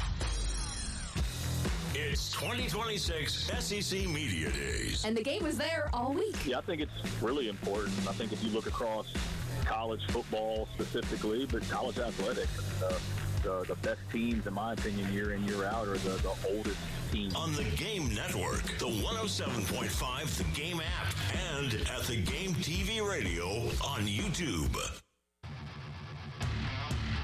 Broadcasting live from the Herndon Chevrolet studio. Herndon Chevrolet is your hometown dealer. Stop by today or shop online 24/7 at HerndonChevy.com. When it comes to family law, a lot has changed in recent years, so assumptions can be costly. If you see or sense a change coming in your family life that could have legal implications, it's important to know where you stand. What are your rights and responsibilities? Getting good legal advice early is never a bad idea. I'm Joe Cordell of Cordell & Cordell. If you or anyone you know is facing a family law issue, start with a consultation. Visit CordellCordell.com. 1201 Main Street, Columbia. How can I help you?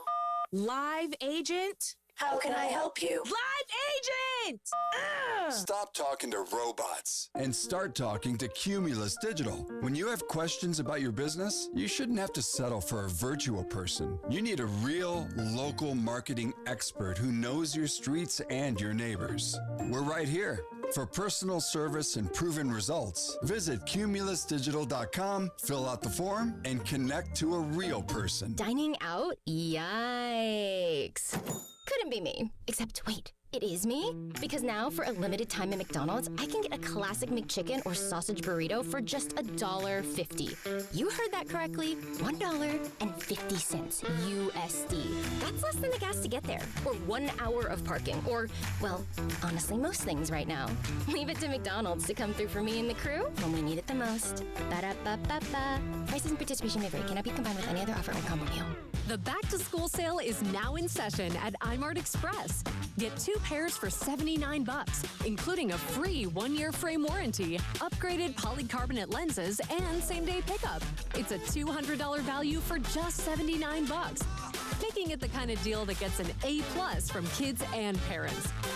With styles they'll love at prices you will. Shop the back-to-school sale at iMart Express today and get 2 pairs for $79. From Camden to Lexington or Orangeburg to Newberry, homeowners across the Midlands trust Canty Foundation Specialists. If your home has wall cracks, broken concrete, uneven floors, or crawl space problems, we got you covered. Just ask this local homeowner. You can't beat something like that. Call today for a free inspection. 803-424-8380 or visit us at CantyCanFixIt.com. Don't wait until it's too late. Canty can fix it. Hey, this is Ray and Nathan with Pope Davis Tire Automotive. Maybe it's 250 degrees right now in honor of America's 250th birthday. So, come to Pope Davis for our All-American Star Spangled, Red, White, and Blue, Freedom Eagle AC Special. $50 off charging your AC or $200 off if you need your compressor replaced. That's really giving ice cold. This offer only good while it's still really freaking hot outside or until August 31st. Bet. Visit us online at PopeDavisTire.com. For appliances with Reliances, that's Jeffers McGill. Come see the entire line of GE appliances at 1421 Atlas Road. Jeffers McGill offers the best customer service and lowest price on every GE make and model, including GE Profile, Monogram, and Cafe brands. Jeffers McGill and GE, your home team. For appliances with Reliances, that's Jeffers McGill. Remember when businesses were local and you knew and trusted the people that worked there? I'm David Hill of True Protect Pest Services. We remember and we miss it. That's why I started True Protect. At True Protect, we're more than pest control. We're your neighbors, bringing over 50 years combined experience to everyone we serve. For local, reliable pest service, call 803-400-8188. That's 400-8188. I'll actually answer the phone, and we'll get started. True Protect Pest Services, proven pest protection. Oh, yeah. The Extra Point with Tyler Head. And the kick is good. Call or text 803-404-6100 on the Game Network.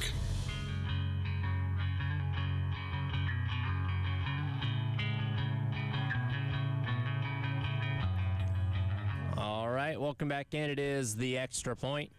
Tyler Head, Jack Veltri on your Monday here on the Game.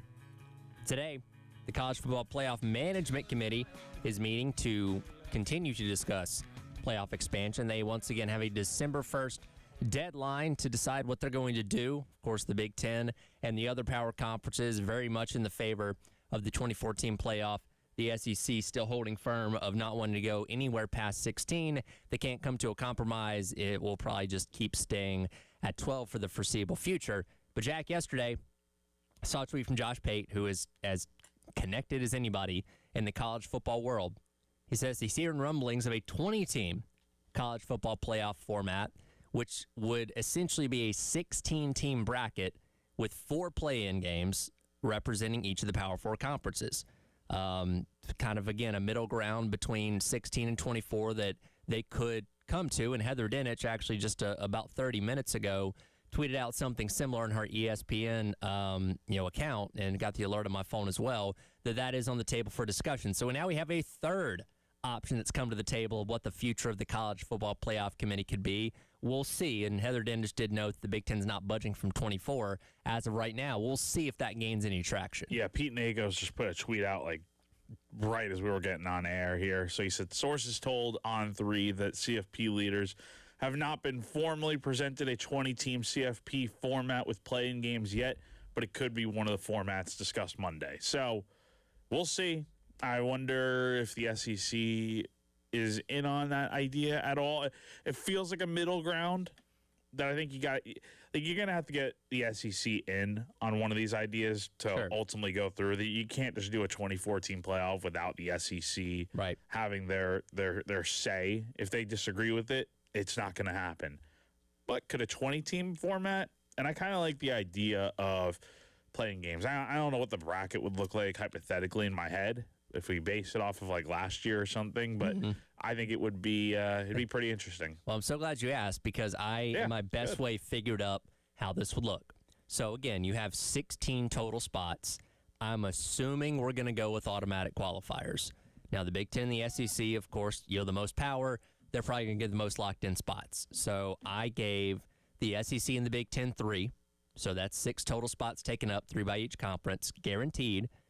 You have 2 from the ACC, 2 from the Big 12, 1 group of 5, and then 1 at large, which basically be Notre Dame as long as they're high enough, which most of the time they probably will be. And then you have an additional spot. So that's 12 total spots taken up right there. Then you have 1 additional spot for each of the 4 power conferences via a play-in. Now, again, there's a lot of tiebreakers and stuff like that that are complicated to figure out that hopefully will be more clear with a 9-team or 9-game conference schedule this year for everybody. But based on my best assumption, here's what it would look like last year. In the SEC, Georgia, Alabama, and Ole Miss would have all been locked in to the playoff via being the top 3 teams in conference standings. Your play-in game would have been A&M and Texas playing for a second week in a row. I'm assuming in Atlanta because this would basically take the place of the conference championship game. In the Big Ten, Indiana, Ohio State, and Oregon locked in. Michigan and Southern California would have played in the Big Ten play-in game. In the ACC, Duke and Virginia, who of course played for the ACC title a year ago, would have been locked in. And I believe because SMU beat Miami in the regular season, I think SMU and Georgia Tech would have actually played. Can you imagine? Yes. Can you imagine this? I mean, and I think this actually is a good solution to, because you're running into the problem right now with the conference championship games that we've been talking about. Because if you're like the SEC, for instance, Georgia and Texas meeting up in the SEC title game, well, guess what? Both those teams are getting in automatically. So it doesn't really do much good one way or the other. The only difference is one team is going to get the first round bye, while the other one has to play the following week. So there's not a ton of benefit to the current landscape of the conference championship games, unless you're like the American Conference, where if Tulane wins, they're the highest G5 school, so they're going to get in, right? So there's some benefit, but like for the larger Power 4 conferences, not a ton of benefit, I would say. I think this change, now again, this is your, like the 20-team concept is an idea being floated around out there. Yes. But the breakdown, the way it would look, this is something that you've kind of come up with, correct? Right. And the reason why is because if you're going to have play-in games, I don't know how you would do that with anything other than your conference standings, right? And I think that would be a good replacement for the current conference championship games. Still have something that weekend, still make a ton of money for these schools and for the conferences and the stadiums and the cities. Still all that revenue coming in. Make it a play-in game though. You could totally advertise it as I don't even know. Maybe this is a stupid name, like the SEC play-in game or something. Well, the whole day would be like the first 4. Yeah. Because you'd have these 4 games, I'm assuming, all on the same day. Yeah. To get into the proper 16-team bracket. Totally. And I think, because we've talked about what are the ways that we can still make that weekend matter if we move on from traditional conference championship games. I think a play-in is the way to do it. Now, will this ultimately be the way the format would look? I like the idea. I think it's great. I would hope that the college football playoff makes it look like this. Will it, though? I have no idea. Yeah, and again, that's just my theory on that. We don't have a confirmation one way or the other, but if you're going to have play-ins, I don't know how you would do that specific to conferences based only on the committee rankings. Now, here's the thing. I'm fine with 12. I think 12 has been good. I don't really want to expand past that. Have I accepted 16 is at least going to happen?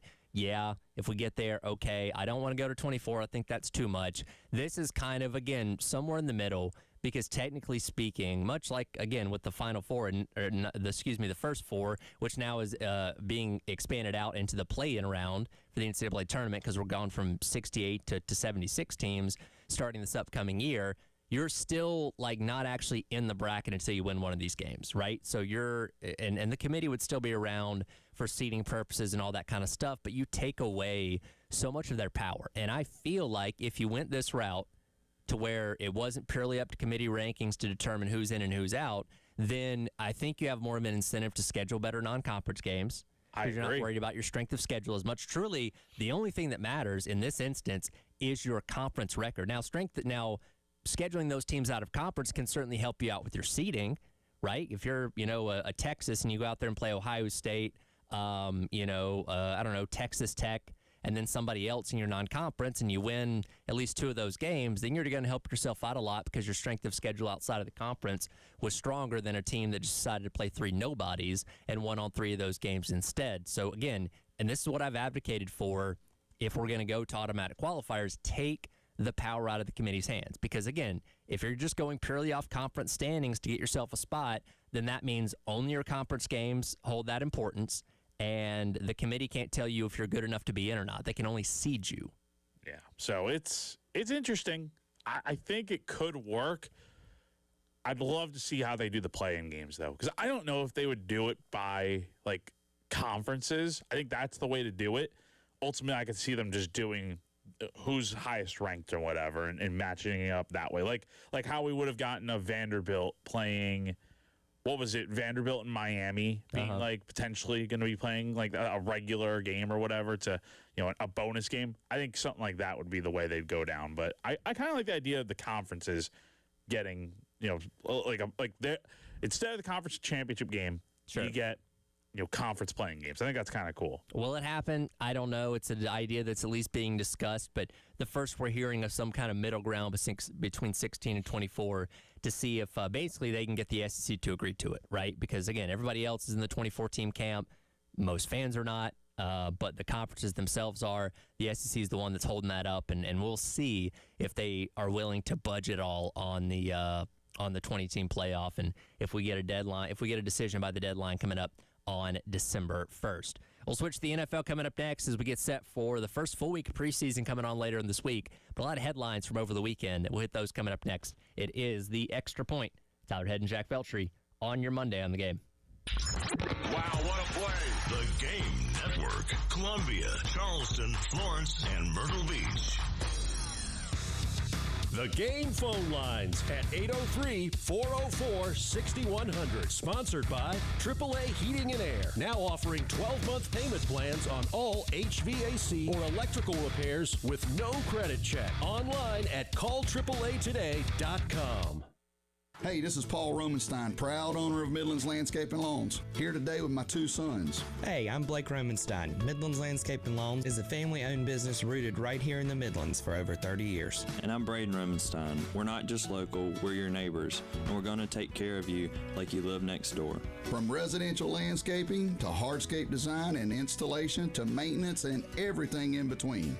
Call or visit Midlands Landscape and Lawns today at midlandslandscape.com. Bill Gunner for AAA Heating and Air. The spring is here. Dust, pollen, spring cleaning, all those important things. But have you even thought about the air quality inside your home? How are those air ducts holding up? Well, AAA Heating and Air is ready to help you. Visit them on the website. Call AAAtoday.com. Again, that's call AAAtoday.com. Call AAA Heating and Air and tell them Bill Gunner sent you. AAA Air when you need us. AAA Heating and Air. I'm John Morgan of Morgan & Morgan. Our firm handles hundreds of crash cases involving semi-trucks every year. A crash case involving semis is much different, and if you don't know what you're doing, you can leave lots of money on the table.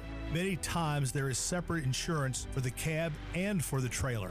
Sometimes there are actually layers of other insurances and excess insurance that some lawyers may not know about because they don't see that many cases. We see these cases every day. Also, there are federal laws governing the hours a driver may drive in a 24-hour period and logs that are required. A crash case involving a semi-truck is a totally different animal than a simple car crash. We have lawyers who only handle these cases. It's all they do. Rolling the dice with the wrong law firm can be disastrous. Call us on your cell phone at Pound Law, pound 529. It's so easy. Injured? Dial Pound Law or visit forthepeople.com for an office near you. Currently car shopping? State Credit Union just announced a new lower car loan interest rate, as low as 3.95% APR with no payments for up to 90 days. Visit one of their 8 Midlands locations or their website, scscu.com, to take advantage of car loan rates as low as 3.95% APR today.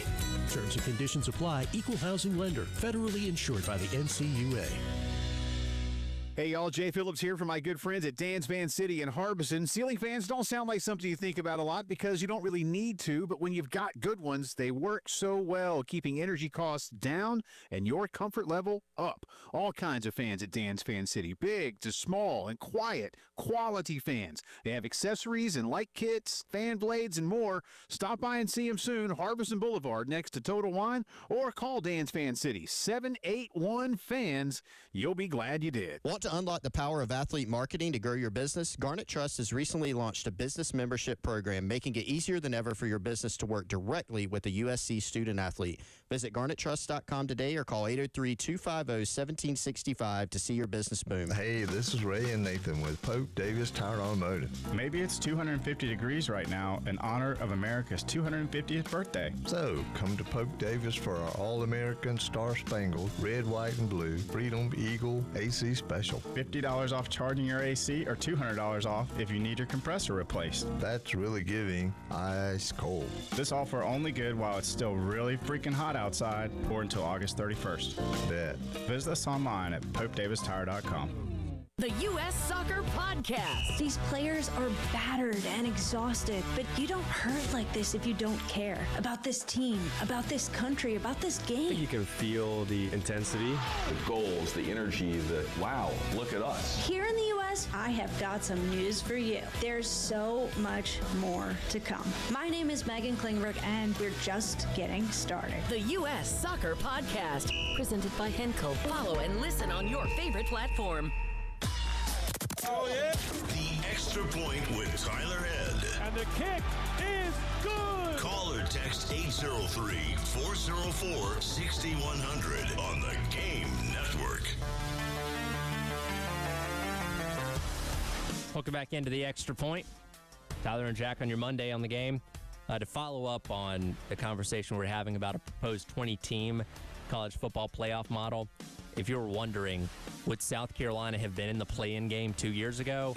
I don't believe so, because you would have had Texas, Georgia, and Tennessee get in as locks, top 3 in the standings, and then you had a 1, 2, 3. You had Alabama and Ole Miss in front of you in the rankings, by the way, so definitely not. You had a 6-way tie at 5 and 3, but among them were Alabama, Ole Miss, and LSU. So you wouldn't have been in the play-in 2 years ago, if anybody was wondering. Dang. Well, I guess Gamecock fans are like, forget this idea. Let's do something different. Well, hey, just shoot to be in the top 5 in the conference.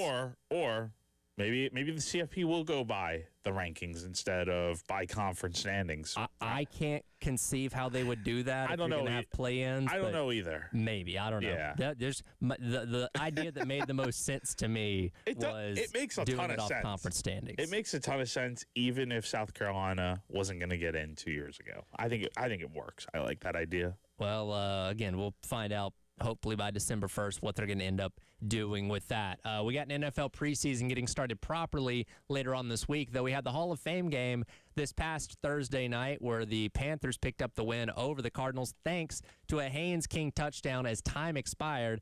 Unfortunately, that ended up causing an injury. Yeah, I mean, from what I understood, it was on that last play where he kind of like lunged and dove for the goal line and really gave everything he had, literally. And so, you know, got his hamstring there, and we'll just keep evaluating him on a weekly basis. I do not see him coming back for this game for sure. We'll reevaluate him on the following week to see when we can get back out. Haynes King getting injured by diving for the goal line in a game that doesn't count is the most Haynes King thing I think I've ever heard. Unfortunately, I think you're right. Yeah, and look, he's trying to make the team. Like, I have no problem with it. He's going out there giving 1,000% like he did when he was at Georgia Tech as well. But, like, dude throws caution to the wind, man. I don't know how long his pro football career is going to last. And, look, he's likely not going to be a guy that's going to be a long-time starter in the NFL. But no reason to think he can't hang around some rosters, you know, as a solid backup or whatever, or practice squad. But, man, whenever he gets an opportunity, you put the ball in his hands, he is going to put his body on the line, no matter what the stakes are. He looks better than Kenny Pickett to me. I mean, I would take Haynes King over Kenny Pickett as my backup quarterback right now. I would too. I don't have a ton of belief in Kenny Pickett, right? I don't. Him being a first-round pick a couple of years ago, I never really understood it, and obviously, he has small hands. Yeah, but beyond that, I mean, the measurables or whatever, right? But like, it all comes down to, can you play or not? And I don't think Kenny Pickett is really like it. If he's having to play for you, that's a problem. I think if you're eventually your starting quarterback, you don't feel great. And if I'm the Panthers, I would not feel great with Kenny Pickett as the option. Who knows how Haynes King would even do? Again, this is all going up. He was doing it against guys that are practice squad, backups, third string. It's a preseason game against backups. But still, he showed a lot of good things in that game. And, yeah, laying it all out on the line, like you said, man, it's definitely the most Haynes King thing that could happen. And, unfortunately, he suffers an injury because of it. Yeah, now it's a hamstring, so that's not something that should keep him out super long term. But, again, he made a good case for himself to make the team the other day in that Hall of Fame game. The Panthers did go out and sign Kyle Trask as their third quarterback in the meantime, while Haynes King is out with the injuries. You heard Dave Canales there mentioned that in the clip there that he's not going to be available this upcoming weekend. So Trask, at least for the time being, is going to be that third quarterback. Of course, he played at Florida, was drafted by the Buccaneers, and just hasn't really done a whole lot in the league, but somebody that could be a valuable backup. And he has experience with Canales. He does. From his time in Tampa Bay. So, look, it makes sense. Does it suck for King? Yeah. But honestly, dude, I think he had such a good audition in that game to where if he eventually gets cut by the Panthers, because they're not going to keep 4 quarterbacks, right? They'll keep 3, and that'll be it, probably. I think maybe he gets cut, and then he's either on the practice squad or I think a team picks him up. Because, I mean, what's the harm in adding him to your roster? If he's your third-string quarterback, I would feel great about that, right? Because there's not a ton of risk there in bringing him in because he's a good football player. A guy that's that tenacious will find his way to stick around for at least a little while. Yeah. Now, is he going to be your starter for years to come? Probably not. But is he a guy that, if worst comes worst and you have to throw him out there, I think there could be way worse options. I'd put him in over Kenny Pickett, like I said. So there's definitely worse options out there. Anytime you're on a football field hitting each other, especially in the summer heat and all that, you know, guys can get a little irritated and intense. And my God, I wish we could have had the video of this. I know. I was looking for it. Apparently, at Raiders practice on Saturday, Kirk Cousins and Max Crosby got into it. 2 guys on very opposite ends of the spectrum personality-wise after Cousins took exception to some hits that Crosby was putting on him in that practice session. They kind of came to blows. Didn't sound like it was anything too crazy. Again, kind of had to be separated, and sounds like everything's cool now. But I wouldn't take Kirk Cousins fighting Max Crosby on my bingo card of things I thought was going to happen at Raiders camp. No, and this stuff happens every single year, multiple times, multiple teams. It feels like every team gets into some sort of brouhaha or fight or whatever during preseason camp. Like it's very natural. And honestly, I don't know what week it is that the team, like that teams are going to be practicing like joint practices leading up into, I think it's the second preseason week. Something like usually. that. So there's going to be fights then, but not surprising that there are fights happening. It's just a little surprising that it's like Kirk Cousins versus Max Crosby. But I understand, man. It's the preseason. You're going up against each other, hitting each other every day. Like something like this is just naturally going to happen. And I don't think it's anything that's going to drag on into the season where it becomes an issue. Yeah, I don't know. No further discipline, really. I think both those guys sat out one of the practices the next day, but sounds like everything's cool otherwise. Jack, over the weekend, the Bills opened up Highmark Stadium for fans to come in and experience. I guess they got to watch the Bills go through some of their practice and camp the other day and see them in their new Nickel City uniforms in the process, but it seems like a lot of Bills fans not pleased with some of the obstructed views this new stadium seems to have. Yeah, I saw pictures.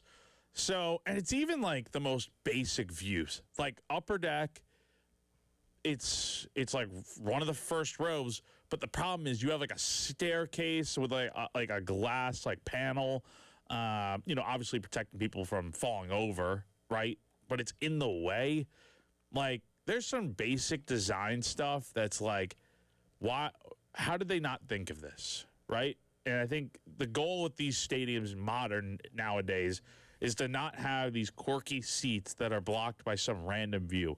Heck, I saw a view of like one of the last rows in the upper deck, and it's blocked by like a slab of concrete, right? So where you can't even see the full field. So I just think stuff like this is so avoidable.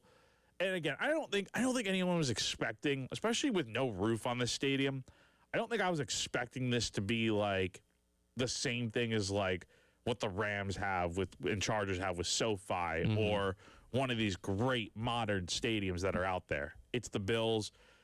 It's not going to host concerts during it's not going to be a year-round type of stadium. It's mainly just meant for football. But the fact that little things like this are coming up for a new stadium, you would think it'd be avoidable, but at the same time, it's not, I guess. So. Yeah, well, and here's the thing. It's not like they can tear it down and start over. It is what it is at this point. And, most of those things are pretty permanent when it comes to stairways and concrete slabs and stuff like that. So you just hope if you're going to a Bills game or if you bought season tickets, you don't have an obstructed view. Yeah, and not to mention the Nickel City jerseys in person do not look much better. Seeing the clips just... I still can't believe the Bills have those uniforms. I think they look pretty atrocious. Somebody did the side-by-side comparison. They look like Diet Pepsi cans. I'll have to look at it again during the break to kind of see that, but I see it. I think you're onto something. I see. Yeah, if the uniforms were a little bit more shiny and not like just a sterile type of gray or silver, then yeah, I could see it. I don't even know how you would get that to look, but yeah, I could see it like a Diet Pepsi can. Yeah, because the helmet has white outlining on the red part. So yeah, I could see it. Yeah, for sure. Maybe the bill, if the day ever comes, and I hope it does not come, where the NFL has jersey sponsor patches on the uniforms, maybe Pepsi's the way to go for the Bills. That would make a lot of sense. Bills fans, not a lot to be pleased about this offseason so far when it comes to uniforms and stadiums. We'll see if the team ends up making them happy coming up here in a couple weeks when the season gets started. We'll come back. We'll wrap up hour number 2, go back over our future headlines, and one NFL Hall of Famer roasting his former coach. We'll talk about that coming up next as well on The Extra Point here on your Monday on The Game. Wow, what a play. The Game Network. Columbia, Charleston, Florence, and Myrtle Beach. Hey, this is Tyler Head from 107.5 The Game and The Game Network. If you run a diner, bakery, coffee shop, burger joint, pizza spot, or that hidden gem everybody should know about, how would you like to get the word out about your business without spending a dime? Well, we got you. All you have to do is text your name, your business, and your phone number to 803-404-6100, and we'll be in touch. There is no catch. Times are tough, and we're here just trying to help you get folks in the door of your business. This is a Westwood One Sports Minute. Devastating news for the Washington Commanders, losing star left tackle Laramie Tunsil for perhaps the entire season, at least a majority of it, with a torn triceps. Tunsil is one of the best left tackles in the league, and outside of quarterback Jaden Daniels, probably the one player the Commanders could not afford to lose. And now looking at the NFC East, it's hard not to look at the Commanders as the last place team in the division. I'm Nick Costa.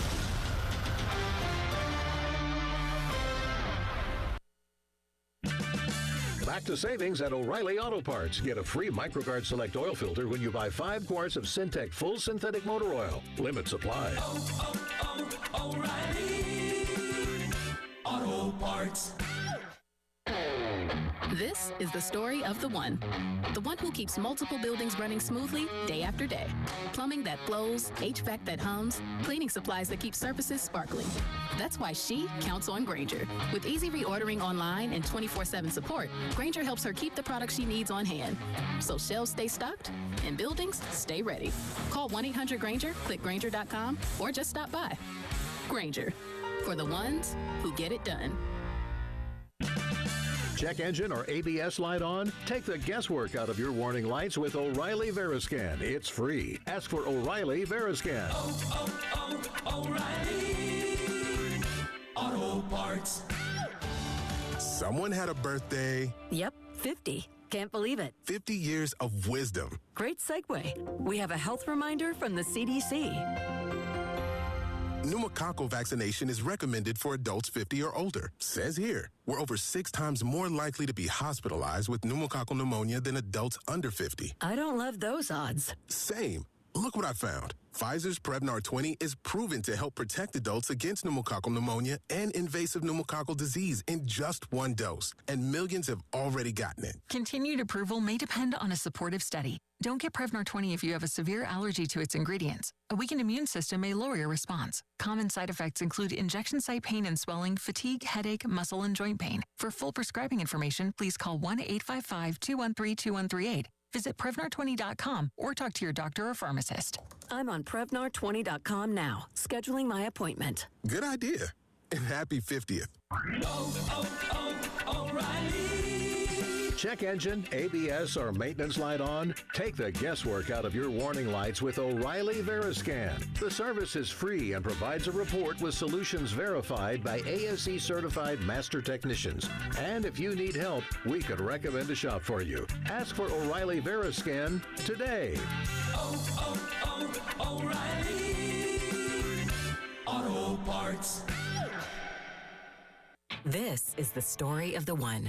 As a maintenance engineer at a beverage manufacturing plant, he starts his day knowing every line is ready to run because Grainger delivers the industrial-grade products he needs to keep mixers, conveyors, and packaging equipment moving. With Grainger's vast selection of bearings, belts, and motors, he keeps operations running smoothly, so nothing grinds to a halt. Call 1-800-GRAINGER, click Grainger.com, or just stop by. Grainger, for the ones who get it done. Oh, yeah. The Extra Point with Tyler Head. And the kick is good. Call or text 803-404-6100 on the Game Network.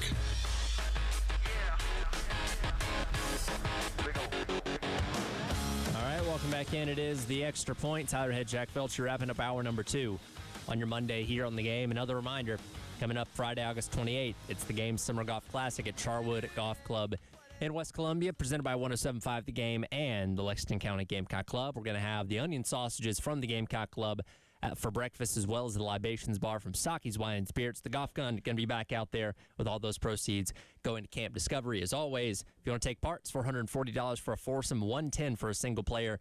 Give Charwood a call at 803-755-2000 and hit prompt number 2 to get to the clubhouse and to sign up. We look forward to seeing a lot of you out there coming up on Friday, August the 28th. We'll hit our future headlines of the weekend in just a second, but one thing that happened over the weekend was the Hall of Fame induction for pro football out in Canton.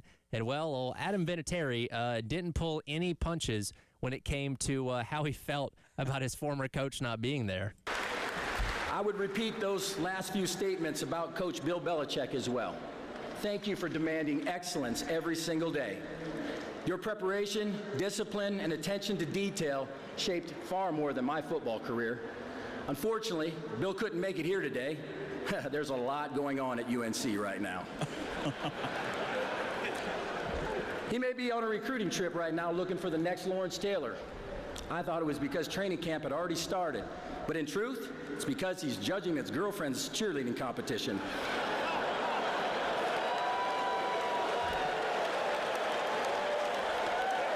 I'm sure Jordan Hudson is drafting the lawsuit as we speak. Yeah, I would. Now, he did say he was kidding after that, but still, I thought it was funny. Yeah. He had some funny lines. Did you hear the one line he had about Pat McAfee being there? Yeah. And you know what? His wife was a great sport about it. Yes. So we love to hear it, man. Well done. That's a good speech right there. It is, and I mentioned this to Wes and Chris the other day, but it is kind of wild to now see guys whose pretty much entire career I watched. Now, Vinatieri was a little bit older, but he was around till the 2020s. Yeah, him, Breeze, Luke Kuechly. I remember all these guys playing, if not all of their entire careers, and now they're Hall of Famers. That's still pretty wild to me. And dude, next year's potential candidates for the Hall of Fame are a lot of guys like Antonio Brown, Le'Veon Bell, Ben Roethlisberger. There's a handful of other players. I think Jason Witten. I think there's a handful of guys that we've grown up watching. So it is kind of cool to see familiar faces that we're gonna know get into the Hall of Fame here over the next few years, which is pretty awesome. The thought of Antonio Brown with a live microphone at the Hall of Fame. Just induct him and Roethlisberger. Le'Veon Bell's not making the Hall of Fame, so no need to worry about that. AB should probably be a first ballot Hall of Famer. Statistically, yes. Yeah, statistically, but is he going to get voted in right away because of the head case that he's become? I don't know. I think it would be funny, though, if him and Roethlisberger got in at the same time. Because they used to, I mean, you see the videos out there, the clips. Sure. They used to love being with each other. But, AB takes digs now at everybody, and that includes Big Ben. #CTESPN. All right, man. What's your weekend headline? What was it, and how did it go? Yeah, so I had, of course, our two teams were playing each other this weekend, the Braves and the Yankees. A couple of very wild, entertaining games. Yankees end up taking 2 out of 3. Braves won the third game yesterday there in extras. I had Acuna hitting multiple home runs on the weekend. Didn't end up happening. Did have a home run in Saturday's game in the 5-4 loss there, but not a multi-home run weekend just yet. By the way, he has such a good arm. On Friday when the Yankees went on the walk-off sac fly, just his arm, I mean, the throw was so off target, but it's like he's throwing from deep right field and just launching a ball to the backstop. It's crazy. I mean, he's got such a cannon of an arm. If only there was a little more accuracy on that throw, maybe he's got a chance. But yeah, okay. Well, I'm not gonna jab or tease you here. I mean, that's fine. Yeah, look, the Yankees, they won the series, but yet it's still a step back because they're 5.5 games out of the AL East standings right now. And speaking of which, my headline was that the Yankees would be behind the Red Sox in the standings in the AL East by the end of the weekend. And I guess my reverse jinx actually worked. I didn't intend for it to be a reverse jinx, but it ended up being it because the Red Sox lost 2 out of 3 to the lowly Sacramento A's this weekend. The homeless A's. The homeless A's. The 40, they're really bad, the A's. 47-71 Athletics lost a series to them, and they were dominating the series on Friday, and then it just looked like, I don't know what happened in the next 2 games. Yankees are 5.5 games back of the Tampa Bay Rays. Red Sox are 7 games back. Red Sox have been playing really well lately, but yeah, dropping a series to the A's a little uncharacteristic for Mike Yuva's favorite baseball team. So, hey, the Yankees won the series, but still, it's a lot of work left to do if they want to win the division here. Should have texted Yuva and been like, really? You lost to the team without a home? You know what? The cardboard box A's? This is my way. I'm sure he's listening. This is my way of getting back at him and creating a little stirring the pot here. So also, how about Chris Sale getting ejected a day after the box situation? Yeah. How do you get ejected on your day off? Well, when you start chirping at the umpire, that's one way to do it. Yeah. That's a new one for sure. Gamecock Central Takeover Hour up next on your Monday on the Game.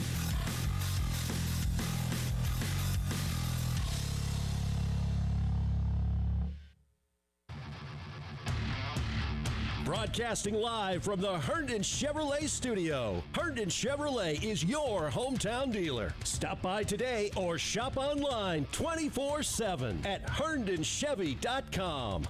Protecting your family, your health, your home. I'm David Hill of True Protect Pest Services, and that's what we're all about. At True Protect, we're more than your local pest control provider. We're your neighbors, and we care. Our technicians are certified in modern, environmentally conscious treatments that work. For local, reliable pest service, call 803-400-8188. That's 400-8188. I'll actually answer the phone, and we'll get started. True Protect Pest Services, proven pest protection. When it comes to family law, a lot has changed in recent years, so assumptions can be costly. If you see or sense a change coming in your family life that could have legal implications, it's important to know where you stand. What are your rights and responsibilities? Getting good legal advice early is never a bad idea. I'm Joe Cordell of Cordell & Cordell. If you or anyone you know is facing a family law issue, start with a consultation. Visit CordellCordell.com. 1201 Main Street, Columbia. Shepherd's Glass has provided commercial, residential, and auto glass installation, repair, and replacement to Columbia for over 50 years. Large retail storefronts, auto, custom shower enclosures, and mirrors for that remodeling or new construction project. Visit shepherdsglass.com to see and learn more. Now with 2 locations on Platte Springs Road in West Columbia and Chapin at 855 Chapin Road. shepherdsglass.com. Shepherd's Glass. Shepherd's Glass, a true reflection of quality. Hey, this is Ray and Nathan with Pope Davis Tire Automotive. Maybe it's 250 degrees right now in honor of America's 250th birthday. So, come to Pope Davis for our All-American Star Spangled, Red, White, and Blue, Freedom Eagle AC Special. $50 off charging your AC or $200 off if you need your compressor replaced. That's really giving ice cold. This offer only good while it's still really freaking hot outside or until August 31st. Bet. Visit us online at popedavistire.com. At the Samuels Reynolds Law Firm, we know how serious injuries change people's lives. I'm Jason Reynolds. When you're involved in a major car or truck accident, my team is on your side. You don't have to be alone. Let's do this together. And I'm Stephen Samuels. When you're hurt at work, my team is with you from start to finish. We're people with a passion for helping injured workers. Bring your case to us and stop the worrying. We've got this. Samuels Reynolds. True injuries, true lawyers. 803-779-4000. For appliances with Reliances, that's Jeffers McGill. Come see the entire line of Whirlpool appliances at 1421 Atlas Road. Whirlpool offers bigger, better, and more efficient appliances, and Jeffers McGill offers the best in customer service and low prices. Jeffers McGill and Whirlpool, your home team. For appliances with Reliances, that's Jeffers McGill. Why are we called Gamecock Traditions? Because we've been a part of Gamecock life since 1984. For decades, our free beat stickers have been a part of game day, and we've given away more than 20 million of them. We also offer free football wall schedules, cash back on every purchase, and the opportunity to support Gamecock NIL when you shop. At Gamecock Traditions, we live Gamecock sports. We stock and restock what Gamecock fans want most. Shop in-store or online at GamecockTraditions.com. Gamecock Traditions, for Gamecocks, by Gamecocks. We're Gamecocks too. It's the Hendrick Chevrolet Countdown to Kickoff. 26 days away. Hendrick. The most trusted name in automotive is right here in Columbia. Hendrick Chevrolet and Hendrick GMC. Buy now and make no payments for 3 months. Shop the nation's #1 dealer group, Hendrick Chevrolet and Hendrick GMC. With approved credit, see dealer for details.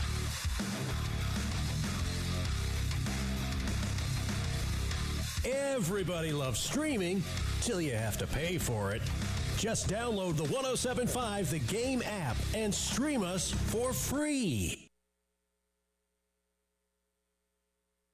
Your home for the Gamecocks. 107.5 The Game. WNAT Eastover, Columbia. A Cumulus media station.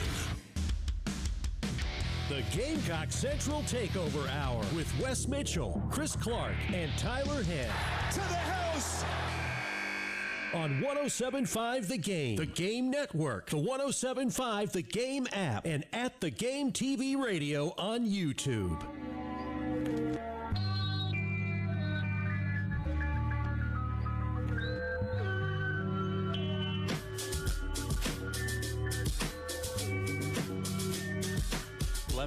On your Monday morning, welcome back in Gamecock Central Takeover Hour. Tyler, Wes, and Chris along with you here. First full week of camp. I said to Jack earlier, it's almost kind of like when you start school on a Thursday or a Friday. You go for a couple days, then you got the weekend. It's really that first Monday when you come back, when everything really kicks into gear of, okay, now we're down to business. Gamecock football obviously had their first couple days of camp over the weekend. You guys were out there on Saturday. We'll get into what you guys saw there coming up in just a little bit here. Guys are off today, but really once you get into tomorrow through the rest of the week, that's where you start stacking days together, and that's where things really start turning up a gear as we're only 26 days away from kickoff, guys.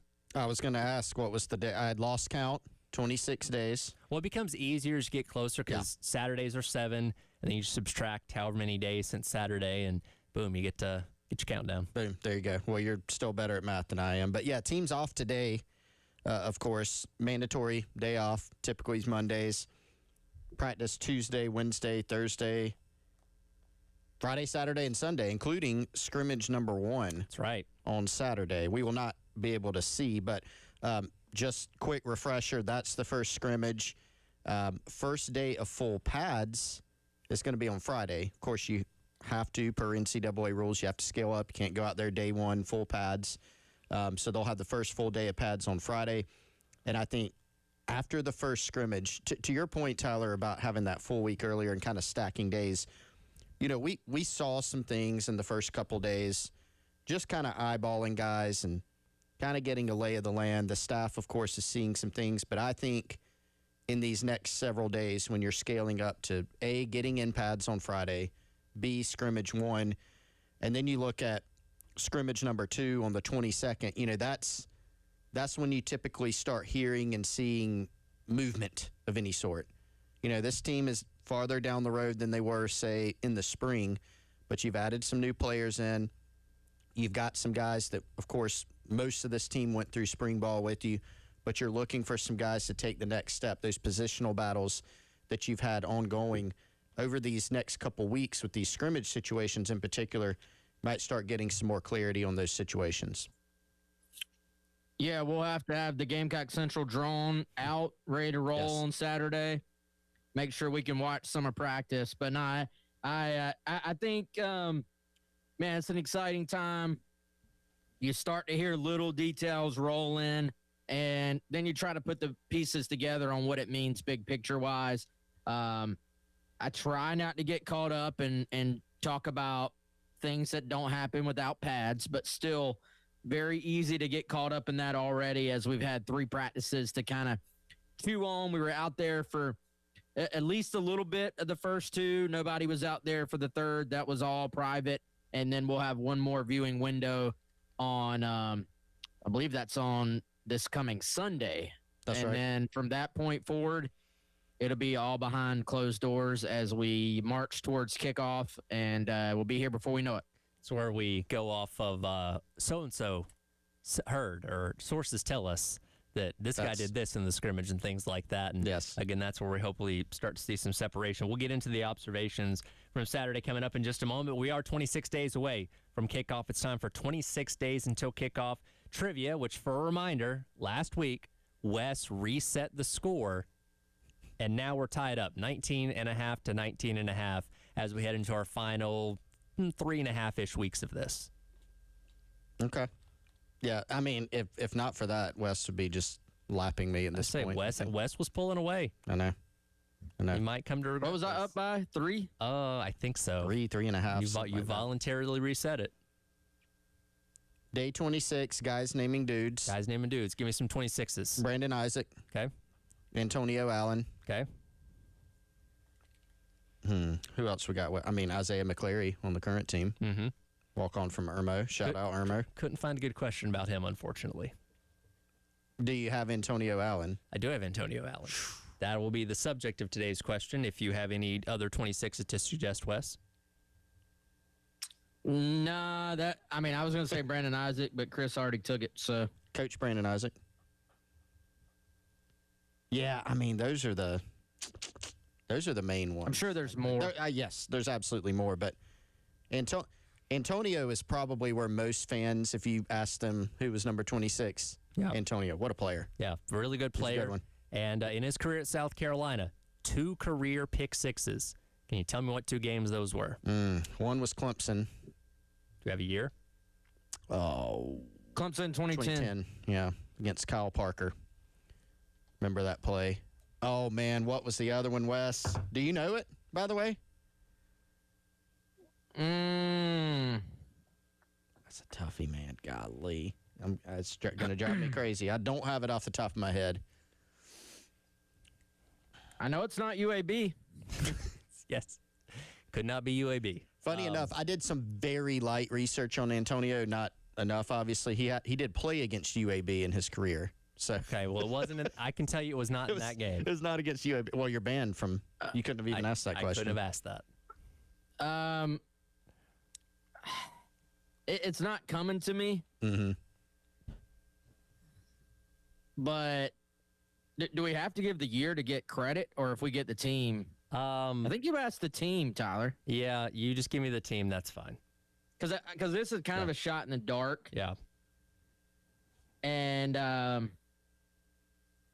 I think this is coming to me for other reasons other than him having a pick six, but just to throw an answer out there. One of them is definitely Clemson, 2010, and give me Florida. Okay, Chris. This is it's gonna drive me crazy. Give me Arkansas. Okay, so, and you also had Clemson for your first one? Yes, of course. Okay, well, let's hear those two pick sixes.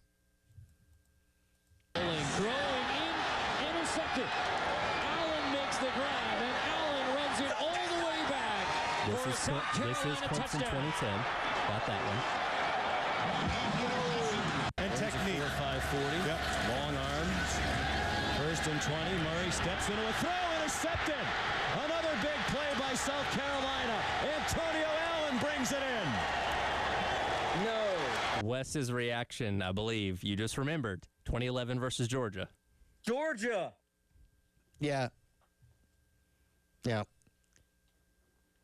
The three teams that I had, like psychologically. Here we go. No. No, I'm giving Tyler, remember my rule that I put in. Yes. Absolutely not. Okay. All right, never mind. Now I want to know what he was going to say. Well, you banned. Well, that's your fault. I'm not telling you. What were you going to say, Chris? No. We're not disputing the answers here. Well, the thing I was going to say is I had red in my head. I was like, I felt like the team had red or a shade of red. Okay. I don't know why. And so I thought Arkansas. I thought Alabama. I was like, I don't think it was against Alabama. Mm-hmm. Even though Antonio played in that game, it's like I don't think it was Alabama. And then I was like, was it against Georgia? I was like, I don't think so. So I went with Arkansas. Oh well. Not an excuse. I got it wrong. I was just explaining. I was trying to show my work. That's what I was trying to do. For reference, by the way, in that 2011 season, picks against Georgia, Navy, and Auburn. So no other red teams there. But that was the only one in that season that he returned for a touchdown. All right. Wes, was that one of those, Wes, that like the second you heard the clip, you knew what it was going to be type of thing? Because I watched. Well, I heard Murray in there. That's the giveaway. Yeah. Yeah. Yeah. It just came back to me a little bit. Yeah. But so Antonio Allen was from Florida. Ocala. And I watched the 2010 South Carolina-Florida game randomly with his family. Like, I went to the game, wasn't sitting in the press box, just went to the game, as a fan or whatever, and the family right beside us, like, I literally watched the game with his dad. And so that's why I said, like, I don't know that this is right. I think I'm thinking Florida for different reasons, but Florida was what popped in my head when I think of him because he is from there and because of that experience. So that game, 7 tackles, no picks, no fumble recoveries. So solid game, but nothing in terms of generating a takeaway in that game. Yeah. Yep. By the way, I got stuck in a lot of traffic in Ocala driving out of Tampa the other week. Oh, yeah? Yeah. Just like I was cruising all the way, like I'm making great time. And then Ocala, bam, dead stop. Well, could have called Antonio and asked him for advice. I guess I could have. I got to look around at all the stuff on the side of the interstate. Yeah, there's my Ocala experience, and Wes apparently watching the 2010 Florida game with Antonio Allen's family. So there you go. He was just such a good player. I mean, Wes, you remember watching this guy play, like, baller. Yeah, just didn't have maybe like any like elite trait, you know, like except for just football player, you know, like he was like 6'2", 200 pounds, you know, came in, played some safety when he first got here, moved to the Sam linebacker spot, ended up playing that spur role, and he just had great instincts, you know, like just he could kind of do it all. You watch how he played the run, watch how he played the pass. Just a super smart, heady football player. He was fun to watch. Well, there you go. Long arms. He was lengthy. Yeah, very long arms. Yeah, that probably was an elite trait, actually. Yeah, I was going to say, he almost kind of looks like a wide receiver in a lot of ways. 6'2", around 200 pounds, but yeah, very, very solid. I mean, he'd be like just standing there and like his fingers are almost touching the ground. Like his arms are so long, and that helped him. You know, he was just playing the alleys against the run. Like you go back and look at those picks, like just his anticipation. He was a heck of a player. Yeah, there you go. 26 days until kickoff, and still, to Wes's chagrin, tied at 19.5. I wish I could see the video. That was quite a reaction. We'll get into what was observed at camp over the weekend. Also get into Bruce Feldman's Freaks List a little bit later on in the hour. It is the Gamecock Central Takeover Hour on your Monday on the Game. Wow, what a play! The Game Network. Columbia, Charleston, Florence, and Myrtle Beach. A moment of good feels from your home of the Gamecocks, 107.5 The Game. Rattler crossing route, got it. And that's Jalen Brooks at the 10, the 5. Jalen going for it. Touchdown, Carolina. Touchdown, Jalen Brooks. Now that's some good feels right there. Spencer Rattler has done what no other Carolina quarterback has ever done. He's thrown 6 touchdown passes on the night. From 107.5 The Game and The Game Network. Broadcasting live from the Herndon Chevrolet studio. Herndon Chevrolet is your hometown dealer. Stop by today or shop online 24/7 at herndonchevy.com. All right, guys, let's tell you about our friends over at Integrated Media, as we do every day here on the show, integratedmediainc.com or 803-948-8327. That's where you can go or call to learn more about what they can do for you. But I'm going to tell you what they can do for your home or business all around the Midlands. They've been to my home and Wes's home. Let them come out to yours and help you with any of your audiovisual or tech projects, whether it's, hey, I've got a lot of dead spots in my home, upstairs, downstairs, outdoors, on my patio for my internet, having a hard time streaming. Football season's around here. I've got, you know, the kids on tablets. I've got people in other rooms, got people working. You want to make sure your streaming's in tip-top shape. Let them come out to your home like they did for Wes and situate that for you. Mounting televisions, security and cameras, complete smart home systems where you can control everything from the touch of a button. Let them do that for you. IntegratedMediaInc.com or 803-948-8327. Your true one-stop shop for tech. Integrated Media. It looks amazing. It looks like a Teflon coating on there. We're very excited that we don't ever have to paint again. If you live in the Carolinas, don't spend your next summer painting. Go Rhino, and you'll never have to paint again. We chose it because of the fact that we saw a house that had done it, and I just went, that's something I'd like to have done to my house. Rhino Shield specifically formulated for our unique climate right here in the Carolinas. I would highly recommend Rhino Shield. You can't beat the 25-year transferable warranty, by the way. Let me put it this way. I haven't had any complaints. And as the president of the association, that's the best part. Right now, get the 25-year guaranteed protection of Rhino Shield for 10% off the regular price. For anybody that's skeptical about putting Rhino Shield on your house, take a real close look at it. The warranty, 25 years, is something that I just don't think you can beat. Here's owner Dan Hoey. This offer is limited, so call today at 833-RHINO-99 or visit RhinoShieldCarolina.com. Never paint your house again. Rhino Shield. How can I help you? Live agent! Stop talking to robots and start talking to Cumulus Digital. Get help from a real digital marketing expert who knows your streets and neighbors. Go to cumulusdigital.com, fill out the form, and connect to a real person. This is Larry Leitner, owner and founder of Midstate Roofing, and for nearly 30 years, we've continued to be the proven leader in the roofing and waterproofing industry. Midstate Roofing's proven history is your assurance that our professionals at Midstate Roofing will provide the proper advice, service, and results to the needs of your facility in a manner both safe and pleasing to your operation. From high-rise to hospitals, manufacturing to industrial, Midstate Roofing designs and installs bonded systems with a protective guarantee that will keep your operation dry and running long into the future. 24 hours a day, 7 days a week. And this is Blake Leitner, reminding you to protect that roof with a maintenance contract. Call me today at 803-356-1919 or online at midstateroofing.com. That's midstateroofing.com. You'll speak to an on-call technician after hours or a Midstate Roofing staff member during hours at 803-356-1919 or online at midstateroofing.com. And as always, tell them Midstate Twins. If you have a leak, let Midstate Roofing take a peek. Let me tell you, the Gunner family, myself, Ansley Austin, there's no better time than sitting out back at Lake Murray and grilling up great steaks. You need to stop by Old Timey Meat Market today, one of the 3 locations, South Congaree, St. Andrews Road in Irma, or the Lexington store, and maybe you find a steak or chicken. Maybe you find pork. Old Timey Meat Market's got you taken care of. So visit one of the 3 stores today and tell them Bill Gunner sent you. Old Timey Meat Market, quality selection, a cut above the rest.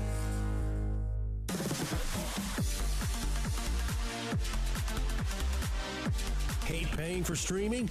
Well, the 107.5 The Game app is free. Yes, free. Just download the 107.5 The Game app.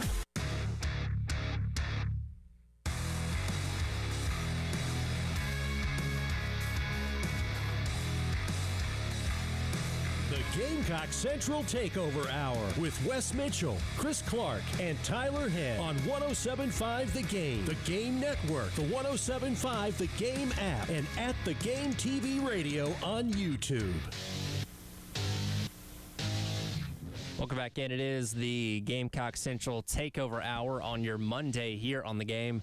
Tyler, Wes, and Chris along with you. Saturday was a second opportunity for me to get out and observe what's going on at preseason camp for South Carolina. You guys were out there able to take it in. Wes, you had a good write-up on Saturday about everything you guys were able to observe. A lot of the same things from what happened on Friday, kicking competition continuing to go on. You did note, Wes, that, seemed like everybody was making their kicks, so that's good. You guys obviously don't get to see every single one that's made in practice, but sounds like progress being made there nonetheless. And again, it won't be really until the scrimmage later on this week that we start hopefully getting some intel on where guys are maybe separating themselves in position battles and things like that. Yeah, I mean, just we've had a couple days of watching some kicks, and I'll agree the portion that we saw to open practice up, it looked better on Saturday than it did the day before. Now, how did the rest of it go? Both of those days, we really don't know. Will that consistency keep up? That's obviously one of the many storylines that we're tracking. There are some legitimate questions with this team. Some of the things that you feel positive about with this team obviously have to translate to the field. Some of the questions, frankly, that this team has that are more open-ended, that are more obvious, I think, those have to get answered in preseason camp and certainly by the time and throughout the season in order for this team to reach its potential. And so kicking's one of them. I hope, guys, that we're not going to spend as much time on kicking as we have in the past, or it becomes, like the O-line conversation of years past where we're just every single week talking about it. But there's no doubt that's look, they're playing a schedule, South Carolina is, where you're going to have to make some big kicks, bottom line. At the end of the game, during the game, keep a game close, go up in the fourth quarter, get tied, win a game on a field goal. Like, we've seen all those situations in the past here, and it's an open question. They're looking for consistency. There's a few guys in the mix there. 2 of them are brand new to the program, Malik Orson and Upton Belafont. Both of those guys are in the mix. So is Max Kelly, who, I think you pointed out the other day, Wes, like, the ball comes off his foot a little different, sounds a little different at times. He's a really good athlete. But, again, they're going to be looking for that consistency, And, frankly, only one of those guys, Upton, has kicked in games before in terms of place kicking. And so that's another thing that probably for Matthew Smiley, for Shane Beamer, you're going to be kind of weighing that into the equation. of who ultimately wins this job. But one of, just a few questions and few storylines, many storylines that we're going to be monitoring throughout this thing. Yeah, I think you got to do everything you can if you're the staff to try and put those guys in simulated game situations. Like you can't simulate 80,000 people, but I've always liked hey, if you miss this kick for a game winner, then everybody has to run sprints. Like there's not much out there quite like the pressure of your teammates, just feeling like you let your teammates down. And so I imagine South Carolina is going to do everything they can to try to do that. And, yeah, man, kickers, especially in the SEC, especially in the current, I would say, iteration of the SEC, where you just feel like every team has a chance to be competitive week in, week out. There are going to be games that come down to a kick. So I think you really – it is a little bit like the O-line in that if you're talking about the kickers, that's probably a bad sign, once the game start. I mean, like you kind of want the kickers just to – not really be talked about because they went out, they made their PATs.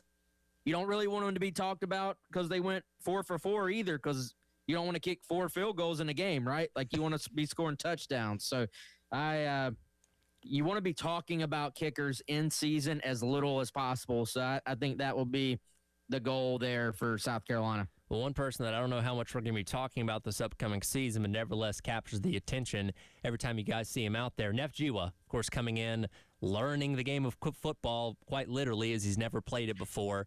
But discussions being had about how you can utilize him in other ways, what kind of simple things can you get him involved in. But nevertheless, when you guys see him out there, he definitely stands out at 6'7", 305. Oh, a massive guy. I mean, absolutely massive. And the athleticism is pretty evident too, just watching him move around. And of course, the thing you got to remember is when what did I say, Friday for first day of full pads, that'll be the first time he's been in full pads, He's going to need some help putting them on. Possibly. Yeah. So there's probably a ways to go there. Now, are there some, I think it would be a shock if at some point he's out there playing legitimate, meaningful snaps at offensive tackle in a game, particularly early in the season. Is there some type of role that's a little bit more, see ball, do this, type of situation? Some people have brought up, I know JC over at the Big Spurs talked about this guy needs to be on field goal block. So you got, things like that. Yeah, I mean, maybe, but it's going to be interesting to track his progress, how he comes along. Certainly, I think everybody understands with him having never played organized football before, it's going to be a little bit of kind of a wait and see and a little bit more of a down the road. But an exciting guy, I think, to have in the hopper. The offensive lineman guys, and let's take it in this direction, Wes, that has drawn so much conversation and buzz since he got to camp. I mean, before that, obviously, but his arrival has just kind of restarted that conversation, is Darius Gray. We got a chance to watch him in practice, and, he looks different. And when people talk about Darius Gray, it's different. He's a true freshman. He wasn't here in spring ball. He got here this summer, so he's got a lot to catch up on. But the staff was really excited about this guy, and I think that's really only continued the first few days through Camp West. Yeah, for sure. And, there's been a discussion on our message boards about, is this a good thing? Is this a bad thing? Are you going to have to rely on a true freshman? I mean, if you ask me, the fact that this kid may be ready, and again, they're not in pads yet, so let's create the buzz and then let's pump the brakes on the buzz and talk out of both sides of our mouth. We are early in this thing. We are very early. However, the early signs are very positive for Darius Gray. That does not mean he's going to be starting game one, but that could mean that he is in that top 8 that you're looking for that can rotate in this season and then ultimately maybe plays a role for South Carolina or even ultimately is just so good that he has to play. And, I think that's something that, if he is ready, that's not necessarily that he is playing because he has to or because you're relying on a true freshman. There's a difference between relying on a true freshman and somebody going out there and just saying, I'm too good not to be on the field. So I think there's two other things to note here. One, college ball has simultaneously gotten older and younger. And what I mean by that is the transfer portal, you are going to have a lot more older guys in there. South Carolina went out and got experience on top of experience in the portal. Likewise, the teams you play are going to have 22, 23, 24-year-old guys who are in there and you're going up against. That is very, very difficult for an 18-year-old kid to go up and battle against those guys. Now, the other side of it is that these guys are professional as ever. The offenses, and especially the Kendall Briles offense, are tailored a little bit more towards you being able to play early and pick it up quick. So I do think you see newcomers maybe more than ever get in there, whether it's via portal or even some transfers. You see newcomers just have that opportunity to go play right off the bat because, frankly, you have to. You have so many newcomers every single year that the teams that build these things where new guys can step right in and play are the ones that are going to have the advantages. Well, and I'm going to give an example from another school to your point, Wes, on it. Are you playing him because you absolutely have to? We've seen that here in the past recently. Or is he just the best guy? You know, when you kind of outline how South Carolina's offensive line could shake out, you have an idea of what it would look like without Darius Gray, and it could be a solid group, you know. But if he comes in and he beats out somebody at a guard spot or a tackle spot or, you know, wherever, you have, I don't want to say the luxury because there are a lot of questions still up front. It's in prove-it mode on the O-line. I get that. But if he comes in and wins a job, it's just going to be because he's the best guy. It's not because, there's so many injuries right now that we've got to play him, or, there's just no other options. It's Darius Gray or a walk-on. It's not that. And I was looking back, Georgia this year. Now, every program has been hit by the depth problem. Even Georgia, even Alabama, even every school has been hit with it where it's tougher to build depth up front in particular. Georgia may start a true freshman at right guard, Zyke Helton. Andrew Thomas in 2017, first-round pick. He played as a true freshman at right tackle. That was a time period in 2017. You probably know about it more than I do, Tyler. I don't think Georgia was like, well, we're just going to have to play Andrew Thomas. No, he just came in. He was really good. Right. And so if Darius Gray comes in and he proves himself and he's really good, he's got the football IQ to come in and be able to play early. So one of many things to watch up front. But, again, the pads haven't come on. We'll see. Maybe we hear in the future, hey, he's still got a little ways to go. But early on, the returns have been fantastic on him. And Beamer's talked about that a lot, especially in reference to this 5-and-5 rule and all that changing. He's never been afraid to play younger guys. Now, there have been instances where, especially 3 years ago now on the offensive line, where Tree and Tro had to play as freshmen because guys were getting injured. But he's not been afraid to play guys that have stepped up and said, hey, I'm the best guy at this spot, put me out there, even though they may not have nearly as many snaps compared to some of the other guys. And this is a very experienced O-liners room, as we talked about last week, roughly 7,000-ish career snaps for the guys we project to be starters. But if Darius Gray established himself as the best guy there, then he's going to get his opportunity. And I don't think anybody is shy about that. Yeah, I think it gives you flexibility too, guys, that this kid could potentially play multiple positions and has that position flexibility. You had that with Shed Surratt as well. If you're going to get your best five on the field, you better have some guys with some position flexibility. Well, when you have position flexibility, you might be considered a freak. How many Carolina players did land on Bruce Feldman's freaks list for 2026? I'll tell you about it coming up next. It is the Gamecock Central Takeover Hour on your Monday on the Game. Wow, what a play! The Game Network. Columbia, Charleston, Florence, and Myrtle Beach. It's 2026 SEC Media Days. And the Game was there all week. It's just a matter of starting over. I built these relationships, got to know these guys, these coaches and all that. There's no need for me to go somewhere else that's not home for me. On the Game Network, the 107.5 The Game app, and at the Game TV radio on YouTube. Is it time for your next oil change? Hi, I'm Woody at Wetzel's Automotive. We make maintaining your vehicles simple and stress-free. Our expert technicians use top quality products to ensure your oil change is done right. Plus, every oil change includes a complimentary 28-point inspection to keep you informed about your car's overall health. Visit us at 2017 Augusta Road in West Columbia or schedule your appointment online at wetzelsauto.com. Wetzel's Auto, we're Otis approved. Remember when businesses were local and you knew and trusted the people that worked there? I'm David Hill of True Protect Pest Services. We remember and we miss it. That's why I started True Protect. At True Protect, we're more than pest control. We're your neighbors, bringing over 50 years combined experience to everyone we serve. For local, reliable pest service, call 803-400-8188. That's 400-8188. I'll actually answer the phone, and we'll get started. True Protect Pest Services, proven pest protection. Don't miss this sweet deal from Lakeside Seafood and Steak. Beginning this Friday at 9 a.m., visit 1075thegame.com and click on Sweet Deals to get a $50 gift certificate to Lakeside Seafood and Steak for just $25. Cato's Power Equipment is Columbia's home for the tools you need to maintain your turf. But we also take special pride in being the experts you rely on to maintain those tools. Whether your zero-turn or push mower needs some major TLC, or just a basic tune-up to prevent downtime during the busy summer, our expert mechanics obsess over providing you with quality, dependable repairs and maintenance. The grass is going to grow this summer. Let Cato's Power Equipment keep you prepared. Come see us today at 4012 West Beltline Boulevard or online at catospowerequipment.com.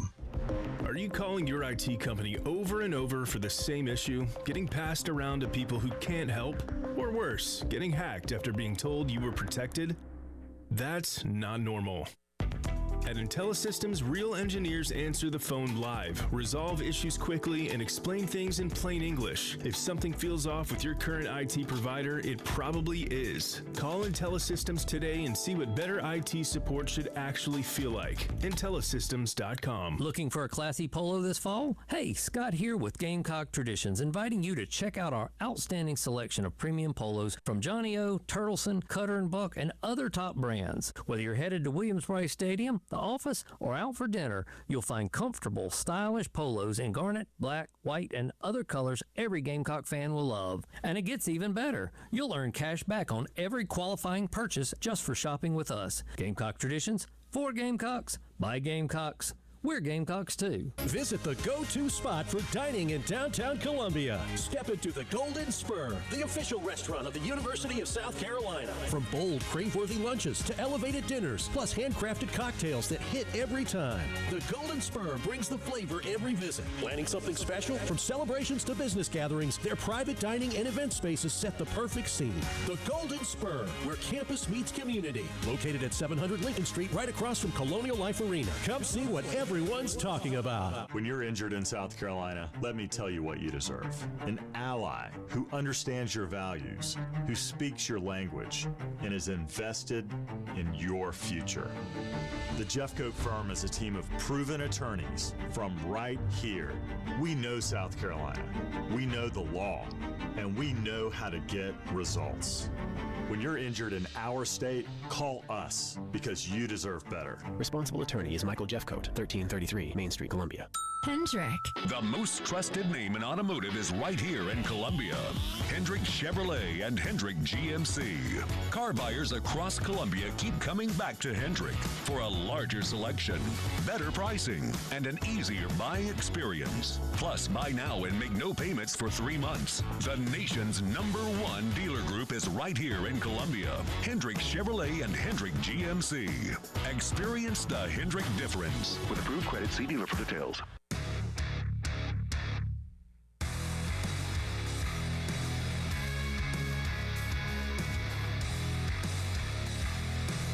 Gamecock Central Takeover Hour with Wes Mitchell, Chris Clark, and Tyler Head on 107.5 The Game, The Game Network, the 107.5 The Game app, and at The Game TV Radio on YouTube.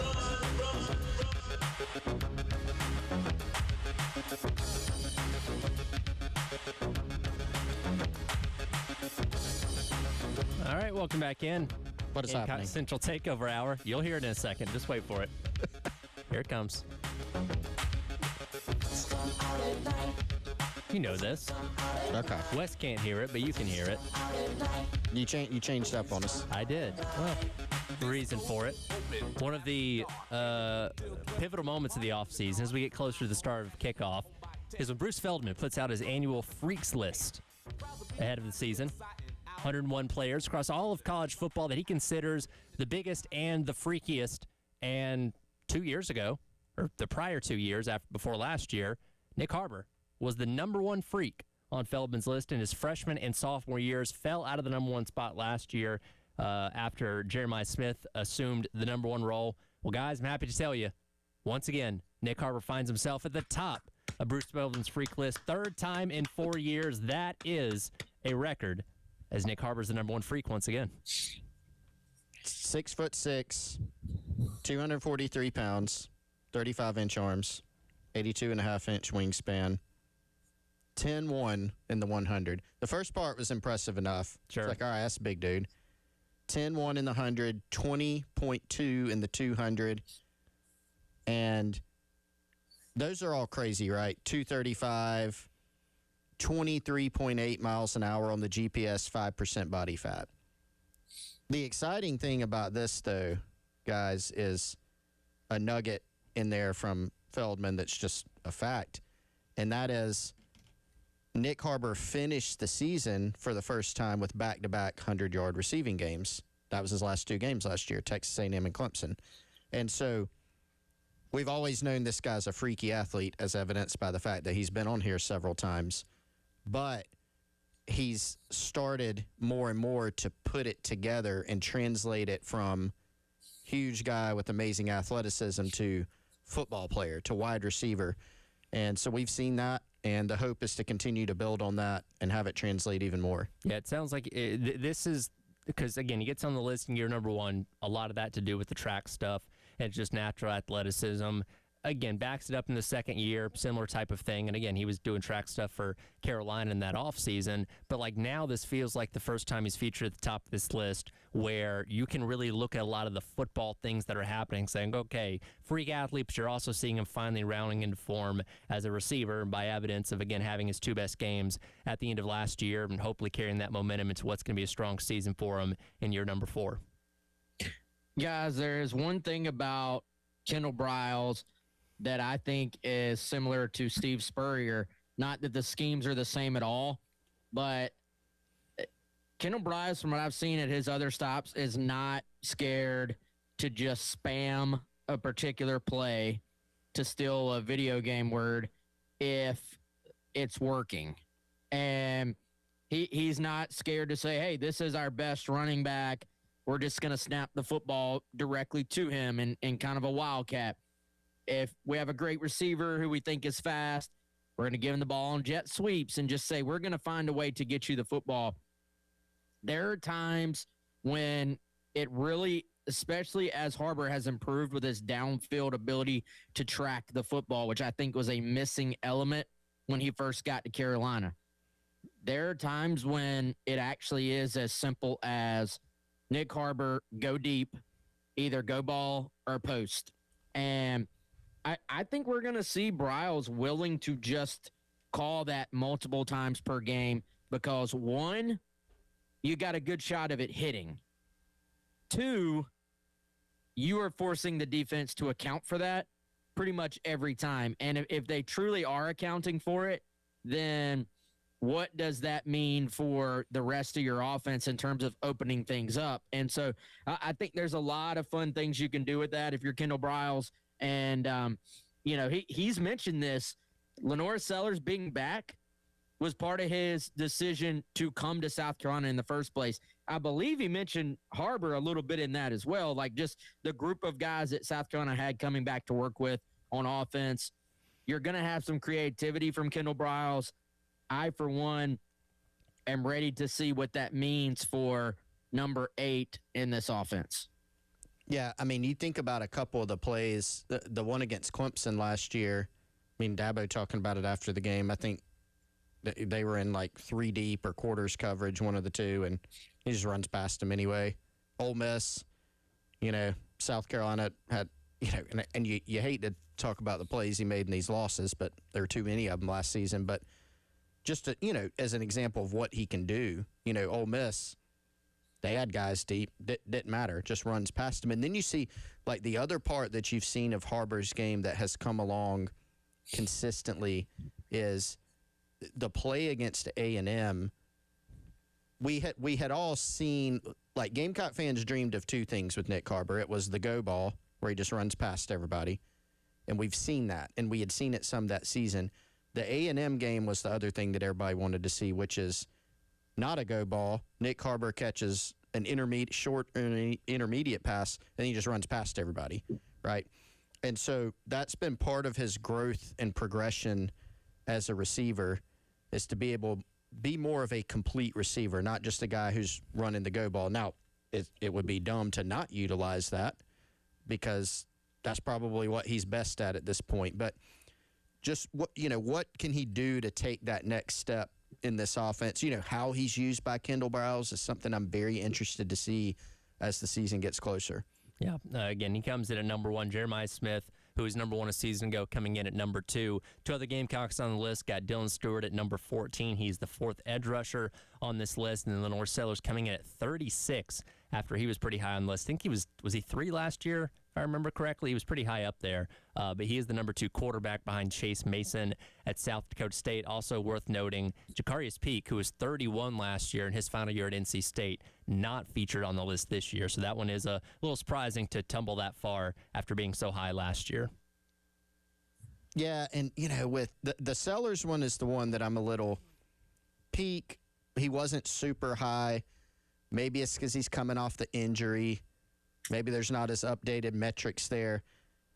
Sellers, for me, guys, you look at just what he can do on a football field, but also, how far he can throw the football, his strength, like his squat numbers, not just his speed, but his power and acceleration. Maybe this is one where you get docked a little for the season last year. This is supposed to be a little bit more, I think, about athletic measurements. That one to me was a little confusing, seemed a little low or a lot low for me, especially when you consider where he's been in the past. Like, how much has really changed about Lenore Sellers athletically? Nothing. Right. In fact, some of those metrics have gotten better from a testing standpoint. Was Kamario Taylor on there? Let's see. For Mississippi State? Anybody notice? Let me search real quick. Did not notice. I don't. Probably should be, right? He is. No, he is not on here. Probably should be. Let me make a case for J.R. Johnson. I don't have the numbers, obviously, but J.R. is definitely a freak. And I understand you're talking about every player in the country that's supposed to go into consideration for this, but I think in terms of Gamecocks, J.R. very, very would be 100% in that mix. And, man, I kind of think that Bakari Swain is an athletic freak as well. Yeah. Strong case for all those guys. Strong case, yeah. I mean, JR, 6'4", 240-ish, runs in the 4.4s. Yeah, I mean, but you're right. I mean, how many, there are 100 people on this list? 101. 101, yeah, yep. I mean, there's a lot of really athletic dudes in the country. Yeah, so. And again, it kind of seems like he looks at different guys different ways. Because, again, the Harbor thing up to this point was all purely based off just pure athleticism, not what he was doing on the field. Now that's being mixed in a little bit more. But, yeah, I mean, he has – and, again, this is just fun to talk about, right? Fun to preview the season upcoming. But, yeah, cool to see Harbor get that top spot for the third time in 4 years. We'll come back. We'll wrap up the hour. How we want to buy or sell over the weekend? Ooh, not great. We'll hit that coming up next. Gamecock Central Takeover Hour here on The Game. Wow, what a play. The Game Network. Columbia, Charleston, Florence, and Myrtle Beach. This is Bill Gunner with 107.5 The Game and The Game Network. If you run a diner, bakery, coffee shop, burger joint, pizza spot, or that hidden gem everybody should know about, how would you like to get the word out about your business without spending a dime? Well, we got you. All you have to do is text your name, your business, and your phone number to 803-404-6100. That's 803-404-6100. And we'll be in touch. There's no catch. times are tough, and we're here just trying to help you get folks in the door of your business. This is a Westwood One Sports Minute. Don't look now, but the Detroit Tigers are just one game out of a playoff spot in the American League after trading Ace Tarek Skubal to the Dodgers and Casey Mize to the San Diego Padres. Detroit won its third straight series over the weekend, taking 2 of 3 from the Giants in San Francisco, just 3.5 games out of first place in the American League Central. What a job by the Tigers. What a job by manager A.J. Hinch to stay in contention. I'm Nick Hoskins.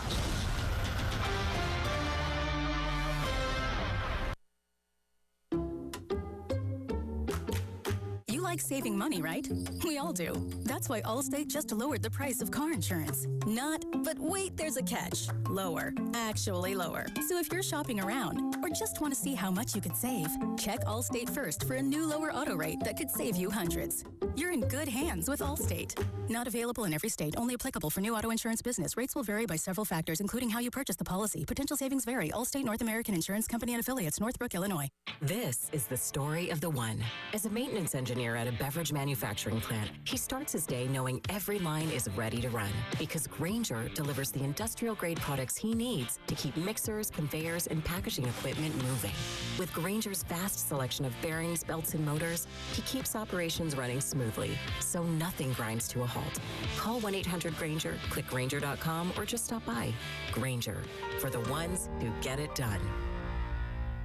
Surprise. Wait, do I know you? You use your Discover Cashback card to earn 5% cashback on restaurants all quarter. Yeah. Now, it's payback time. Whoa, hold on. Go ahead. Oh, you mean my Discover Cashback. I told you there'd be payback. You know, you have a weird way of delivering good news. I'm working on that. Activate and earn 5% cash back at different categories each quarter on up to $1,500 in purchases. Terms apply. See discover.com/5 for details. You just testified under oath you're getting more fiber in your diet, and it was easy. Where is this additional fiber coming from? Mira Fiber Gummies. Objection. It's true. Mira Fiber has 8 grams of fiber to help me get the fiber I need in a day, plus 4 B vitamins for metabolism support. All in one serving. Overruled. My gut rests its case. Oh, that's my line. Find Mirafiber today at your local retailer from the makers of Miralax. Mirafiber supports metabolism of carbs, fats, and proteins. Serving size is 4 gummies. Surprise. Wait, do I know you? You use your Discover Cashback card to earn 5% cashback on restaurants all quarter. Yeah. Now, it's payback time. Whoa, hold on. Go ahead. Oh, you mean my Discover Cashback. I told you there'd be payback. You know, you have a weird way of delivering good news. I'm working on that. Activate and earn 5% cash back at different categories each quarter on up to $1,500 in purchases. Terms apply. See discover.com/5 for details. You just testified under oath you're getting more fiber in your diet, and it was easy. Where is this additional fiber coming from? Mira Fiber Gummies. Objection. It's true. Mira Fiber has 8 grams of fiber to help me get the fiber I need in a day, plus 4 B vitamins for metabolism support. All in one serving. Overruled. My gut rests its case. Oh, that's my line. Find Mirafiber today at your local retailer from the makers of Miralax. Mirafiber supports metabolism of carbs, fats, and proteins. Serving size is 4 gummies.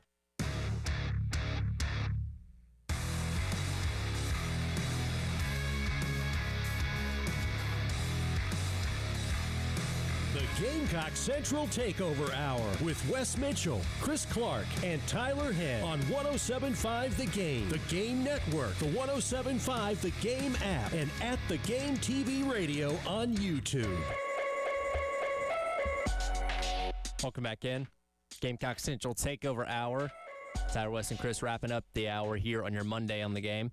Another reminder, the Game Summer Golf Classic at Charwood Golf Club in West Columbia coming Friday, August 28th, presented by 107.5 The Game and the Lexington County Gamecock Club. We'll, of course, have the Gamecock Club onion sausage for breakfast that morning. Libations bar provided by Saki's Wine and Spirits, and the golf gun makes its return with all those proceeds going to our friends over at Camp Discovery. If you want to take part, it's $440 for a foursome, $110 for a single player. Give Charwood a call at 803-755-2000. Press the number 2 to sign up for the Games Summer Golf Classic. When we're out at the Summer Golf Classic, by the way, we will be starting our buy or sell, because that'll be week 0 Friday, that actually starts counting as we're in our last few weeks of preseason buy or sell. And if we're warming up to the ones that count, Well, we didn't do too well this past weekend, guys. We answered the same on every question, and unfortunately, collectively, we only got one question right. Ooh, that's not great. Rough one. I told y'all when we had the same answers that it was a terrible sign. Now, unless I missed something, Indiana did not get a third player from the class of 2022 over the weekend. Whiffed on that one. The one we got right, and it was really close, Tyler Mahle in his debut with the Braves went 6 full innings on Friday. Max Fried got 6 1/3. So he beat him by 1/3 of an inning. Because the question was, could Mahle go deeper? He did not. So we did get that one right. Dodgers did drop 2 out of 3. They've lost 8 out of their last 9. Now, all that going back to the Skubal trade a little over a week ago. And unfortunately, Asia's 20-plus point streak did end when she scored only 16 against the Minnesota Lynx on Saturday night. Goodness. We got to shape up, guys. Bad day at the office. Things about to start counting. Very bad day.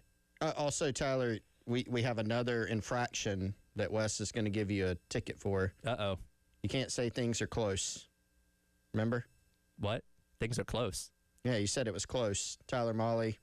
Oh, okay. You said it was close, but you can't say that. Okay. Sorry. Or is that only... Well, you know how they have the Lane Kiffin rule they're trying to put in? Sure. That's the Chris Clark rule. Okay. I feel very That'll be seen close. I was close. I feel very, very seen today. Okay. I will try and be more self-aware of that. I think really the intent was just more to stop me from saying it'll be close when I'm giving my answer.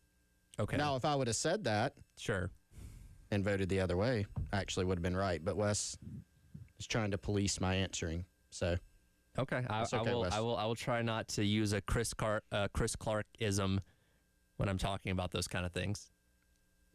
Try my best. I feel like we're giving Tyler rules. And there's a lot of rules in this. We're giving me rules. Wes, though, just do whatever he wants. Yeah, Wes. What can't you do now? Well, this all started because Chris made the no UAB rule. Because I got UAB correct. That was a rule for Tyler, though, because Tyler kept asking UAB questions. So to be fair, but UAB is also my go-to answer if I don't know what it's going to be. Right. So which is why I put. So maybe it was a rule for you. It was a rule for me, and the next question was going to be UAB answer as well because it was Demetrius Summers. Yep. That's the funniest part. We anticipated that. So. I very easily could have gone that route. Very easily. But I adhere to the rule, so no UAB questions. I don't know how. We got 25 more days of this. I don't know how many more UAB possibilities would pop up, but I'm sure there could have been a time or two more. I feel like Wes is going to be. I'd need to study because I feel like tomorrow, number 25. I haven't even looked at 25 yet. Wes is going to. He already remember the AJ Turner question he got randomly a while back. He's going to know his AJ Turner trivia. Mike Davis 1.0. Wes, I mean, there's some possibilities there. Let me go to Kev's list of his numbers. There's some 25s. Oh yeah, we got a few 25s here. Okay, yeah, I got some. Guys, name and dudes preview. What do you got, Tyler? Dietrich Marcus was it 25? I got you mentioned Mike Davis 1.0. Did O'Donnell Fortune start off as a 25? I think that sounds right. Okay. Greg Philpott. Some of these are older guys. Yeah. Pat Bowen. So we got some options here. I'll do my research. I feel like if we had Kev do like a guest asker, like we would not get it because he would definitely ask like a Pat Bowen question. By the way, how many seconds do we have left, Tyler? You got like 30. Go for it. Okay, I've got a guy's name and dudes that I thought of earlier that I had to check myself on. Random one. How about Jasper Sasser, number 26? You were going to say that. Good one. Random one. Yeah. Also, didn't we talk about Dacus Turman the other day? And 25. And he was, for 32? Yeah, we did. And I said, didn't he wear number 20 at one point? And you guys told me you weren't sure. I verified he did wear number 20 at some point as well. So there you go. Dacus can be a guy's name and two dudes in a few days as well. All right, 25 days coming up tomorrow. That'll do it for the Gamecock Central Takeover Hour. Halftime show up next here on the game.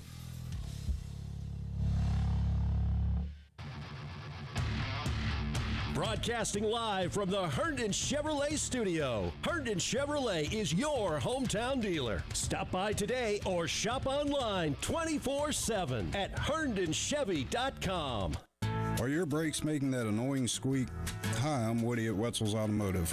We offer comprehensive brake services to keep you safe and on the road.